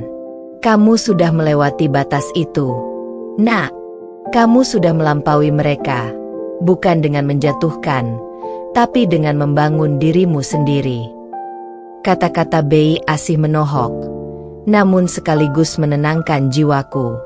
Iya benar. Aku tidak merasakan luapan dendam atau kepuasan yang meledak-ledak seperti yang kubayangkan dulu. Yang kurasakan justru adalah sebuah ketenangan yang mendalam. Ketenangan karena aku telah membuktikan, bukan kepada mereka yang membuangku, melainkan kepada diriku sendiri, bahwa aku mampu. Aku mampu bertahan dari badai terhebat. Aku mampu berjuang dengan gigih. Aku mampu membesarkan Aruna dengan layak, memberikan kehidupan yang jauh lebih baik daripada yang mungkin ia dapatkan jika aku tetap di masa lalu. Beberapa hari kemudian, sebuah karangan bunga besar dan indah tiba di depan restoran. Warna-warni bunga lili dan mawar putih kontras dengan kehijauan daun. Kartu ucapannya bertuliskan tangan Dimas, dengan goresan yang terlihat tergesa namun tulus. Hanya ada satu kalimat singkat, "Selamat atas kesuksesanmu, Kirana. Aku menyesal." Aku hanya membaca kalimat itu sekilas, lalu meletakkan kartu di laci meja kerjaku, tanpa perasaan berarti. Penyesalannya, meski mungkin tulus, tidak lagi memiliki kekuatan untuk menggoyahkan hatiku atau mengganggu kedamaian yang sudah kudapatkan. Itu hanyalah bagian dari masa lalu yang kini sudah terkubur. Hidupku kini berpusat sepenuhnya pada The Serenity Kitchen dan Aruna, dua hal yang kini menjadi napas kehidupanku. Restoran ini bukan hanya sekadar bisnis, melainkan sebuah rumah, sebuah filosofi, tempat di mana rasa tulus dan cinta dipersembahkan melalui setiap hidangan yang kami sajikan.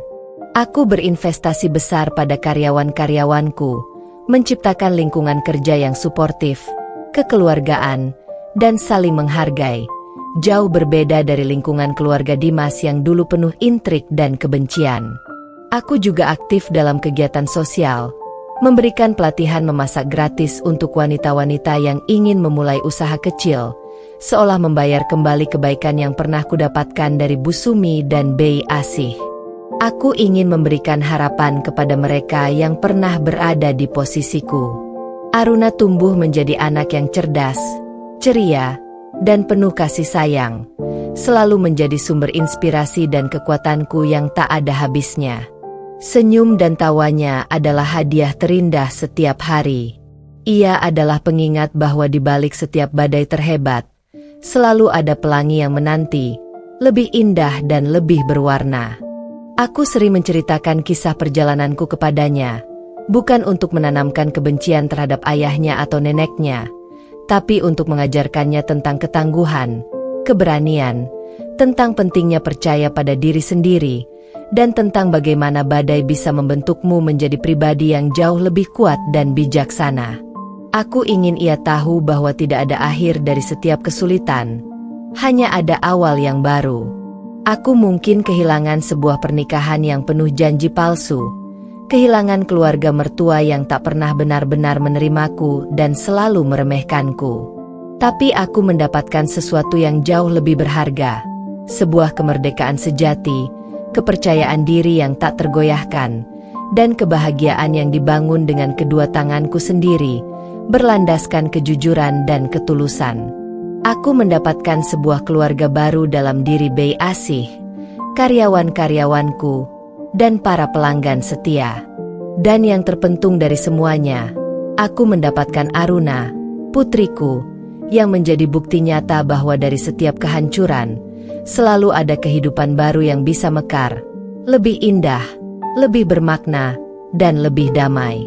The Serenity Kitchen adalah bukti itu, sebuah monumen bisu bagi ketenanganku yang sejati, dan sebuah pengingat bahwa kemenangan terbesar adalah saat kita menemukan kedamaian di dalam diri sendiri, dan menyebarkan cahaya itu untuk orang lain. 7 tahun telah berlalu sejak hari itu, hari di mana aroma rempah dari dapur baruku dan tawar yang Aruna yang masih mungil menjadi saksi bisu pertemuanku yang tak terelakkan dengan masa lalu yang pernah menyakitiku. The Serenity Kitchen tidak lagi hanya sebuah restoran tunggal. Ia telah tumbuh menjadi jaringan kuliner yang disegani dan dicintai, dengan 3 cabang yang tersebar di berbagai sudut strategis kota, masing-masing membawa sentuhan unik namun tetap mempertahankan esensi, rasa rumahan penuh cinta.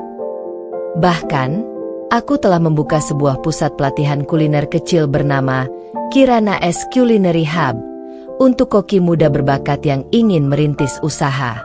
Di sana, aku berbagi ilmu, pengalaman, dan terutama, mengajarkan mereka tentang pentingnya integritas dan ketulusan dalam setiap hidangan. Ini adalah sebuah impian yang tak pernah kubayangkan dulu, saat aku terpuruk di kamar kos sempit.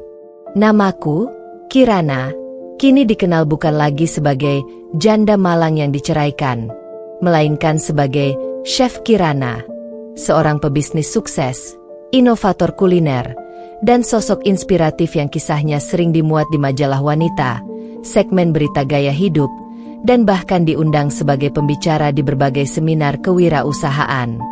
Aruna tumbuh menjadi gadis kecil yang cantik, cerdas, dan penuh empati. Rambutnya hitam legam, tergerai panjang, matanya bulat berbinar penuh rasa ingin tahu dan keceriaan yang tak pernah pudar, dan tawanya selalu berhasil mengisi setiap ruang dengan kebahagiaan yang murni. Ia adalah bayangan diriku, namun dengan semangat yang jauh lebih bebas, tanpa beban masa lalu yang pernah membebani pundakku. Aruna sering menghabiskan sore di restoran utama, di mana ia memiliki sudut favoritnya sendiri. Ia suka belajar menggambar di meja kasir sambil menikmati aroma masakan, atau sesekali membantu Bei Asih merapikan bumbu-bumbu di dapur, sesekali mencicipi remah kue yang baru matang. Ia tahu betul kisah ibunya, tidak dengan kemarahan atau kebencian terhadap masa lalu yang pahit, tetapi dengan pemahaman yang dalam tentang arti ketangguhan, pengorbanan, dan bagaimana memaafkan diri sendiri serta orang lain dapat membebaskan jiwa. Aku selalu memastikan ia memahami bahwa setiap kesulitan adalah bagian dari perjalanan yang membentuk kita menjadi pribadi yang lebih kuat dan berharga. Bei Asih, kini semakin menua namun tetap energik dan penuh semangat, masih setia di sisiku, menjadi pilar tak tergantikan bagi The Serenity Kitchen dan keluargaku. Rambutnya memutih sepenuhnya, namun tangannya masih cekatan mengolah bumbu dan memberikan sentuhan akhir yang sempurna pada setiap hidangan. Ia adalah manajer operasional dapur yang andal, dan lebih dari itu, ia adalah seorang ibu dan nenek sejati bagi kami. Ia tak hanya memberikan petuah bijak yang menenangkan jiwa saat aku dilanda kegelisahan, tetapi juga menjadi tempat Aruna bermanja ria. Kami telah melewati banyak hal bersama, dari kesulitan awal yang penuh keraguan hingga kesuksesan yang kini kami nikmati, dan ikatan kami tak mungkin terputus oleh apapun. BI Asih adalah keluarga yang kupilih, cinta sejati yang ditemukan di tengah badai. Aku mendengar sesekali kabar tentang Dimas dan Ibu Puspa dari orang-orang yang mengenalku di masa lalu, dari desas-desus yang tak sengaja ku dengar dari pelanggan, atau sekadar cerita angin lalu. Kabarnya, bisnis Dimas tidak lagi semaju dulu, bahkan cenderung merosot. Ia sering terlihat murung dan kurang bersemangat. Beban hidup dan mungkin penyesalan telah menggerogotinya. Ibu Puspa sendiri dikabarkan sering sakit-sakitan. Kondisi fisiknya melemah seiring dengan kondisi psikisnya yang terganggu oleh karma perbuatannya. Hubungan mereka berdua tidak harmonis, sering bertengkar, seolah kebahagiaan sejati tak pernah menemukan jalannya di antara mereka. Mereka memang pernah mencoba menghubungiku beberapa kali melalui pengacara, entah untuk apa, mungkin sekadar ingin tahu, mencari bantuan, atau bahkan mencoba mendekati Aruna. Namun, aku tak pernah menggubrisnya. Bukan karena dendam yang membara atau kebencian yang masih tersisa, melainkan karena kehidupanku kini sudah terlalu penuh, terlalu damai, dan terlalu berharga untuk kembali menoleh ke belakang atau membiarkan masa lalu mengganggu ketenanganku. Luka itu sudah sembuh sepenuhnya, dan bekasnya yang samar hanya menjadi pengingat tentang seberapa jauh aku telah melangkah, seberapa kuat aku telah tumbuh. Suatu sore yang hangat, ketika matahari mulai condong ke barat, memancarkan cahaya keemasan ke dalam restoran, Aruna tiba-tiba datang padaku sambil menggenggam tangan kecilku. "Ibu," tanyanya dengan suara polos namun penuh ingin tahu, "kenapa nama restoran kita The Serenity Kitchen? Kenapa tidak Dapur Kirana saja?" Aku tersenyum, mengusap lembut rambutnya yang halus. Aroma bunga melati dari teh yang baru saja disajikan BI Asih tercium semerbak. Karena Serenity, itu artinya ketenangan. Nak, jelasku, menatap matanya yang bulat. Restoran ini adalah tempat ibu menemukan ketenangan sejati setelah melewati badai besar dalam hidup ibu. Ini adalah tempat di mana ibu membangun kembali diri ibu. Dan setiap makanan yang kita buat, ibu harap bisa memberikan ketenangan dan kebahagiaan yang sama bagi siapapun yang menikmatinya. Nah, berarti ibu sudah tenang sekarang? Tanyanya polos. Matanya yang bulat menatapku lurus-lurus, mencari kepastian di setiap kerutan senyumku. Aku memeluknya erat, mencium puncak kepalanya. Aroma sampo anak-anaknya menenangkan, memberiku rasa aman yang tak terhingga. Sangat tenang, Nak, bahkan lebih dari tenang, bisikku. Ibu tenang karena ada kamu di sisi ibu, menjadi cahaya paling terang dalam hidup. Ibu tenang karena ibu bisa berdiri di sini, dengan kaki sendiri, dan membangun impian kita bersama. Ibu tenang karena ibu tahu ibu bisa melakukan apapun, selama ibu percaya pada diri sendiri dan tidak pernah menyerah. Aruna mengangguk, senyum merekah di bibirnya yang mungil. Lalu, ia melepaskan pelukanku dan berlari ke arah area taman kecil di samping restoran, tempat ia menanam beberapa bibit bunga matahari setahun lalu. Bunga-bunga itu kini menjulang tinggi, mekar kuning cerah, menghadap matahari, seolah tersenyum dan menyerap seluruh kehangatannya. Aruna mulai menyiramnya dengan hati-hati, sesekali berbicara pada bunga-bunga itu seolah mereka adalah teman. Seperti bunga-bunga itu, aku, Kirana, telah menemukan matahari baruku. Sebuah fajar baru yang abadi, yang tak akan lagi tertutup oleh awan kelabu masa lalu atau bayangan orang lain. Aku tahu, badai mungkin akan selalu datang dalam hidup, namun kini aku memiliki akar yang kuat yang tertanam dalam sebuah hati yang tenang, dan bunga-bunga harapan yang tak akan pernah layu, terus bermekaran indah di setiap musim, menjadi saksi bisu perjalanan dan kemenanganku yang sesungguhnya.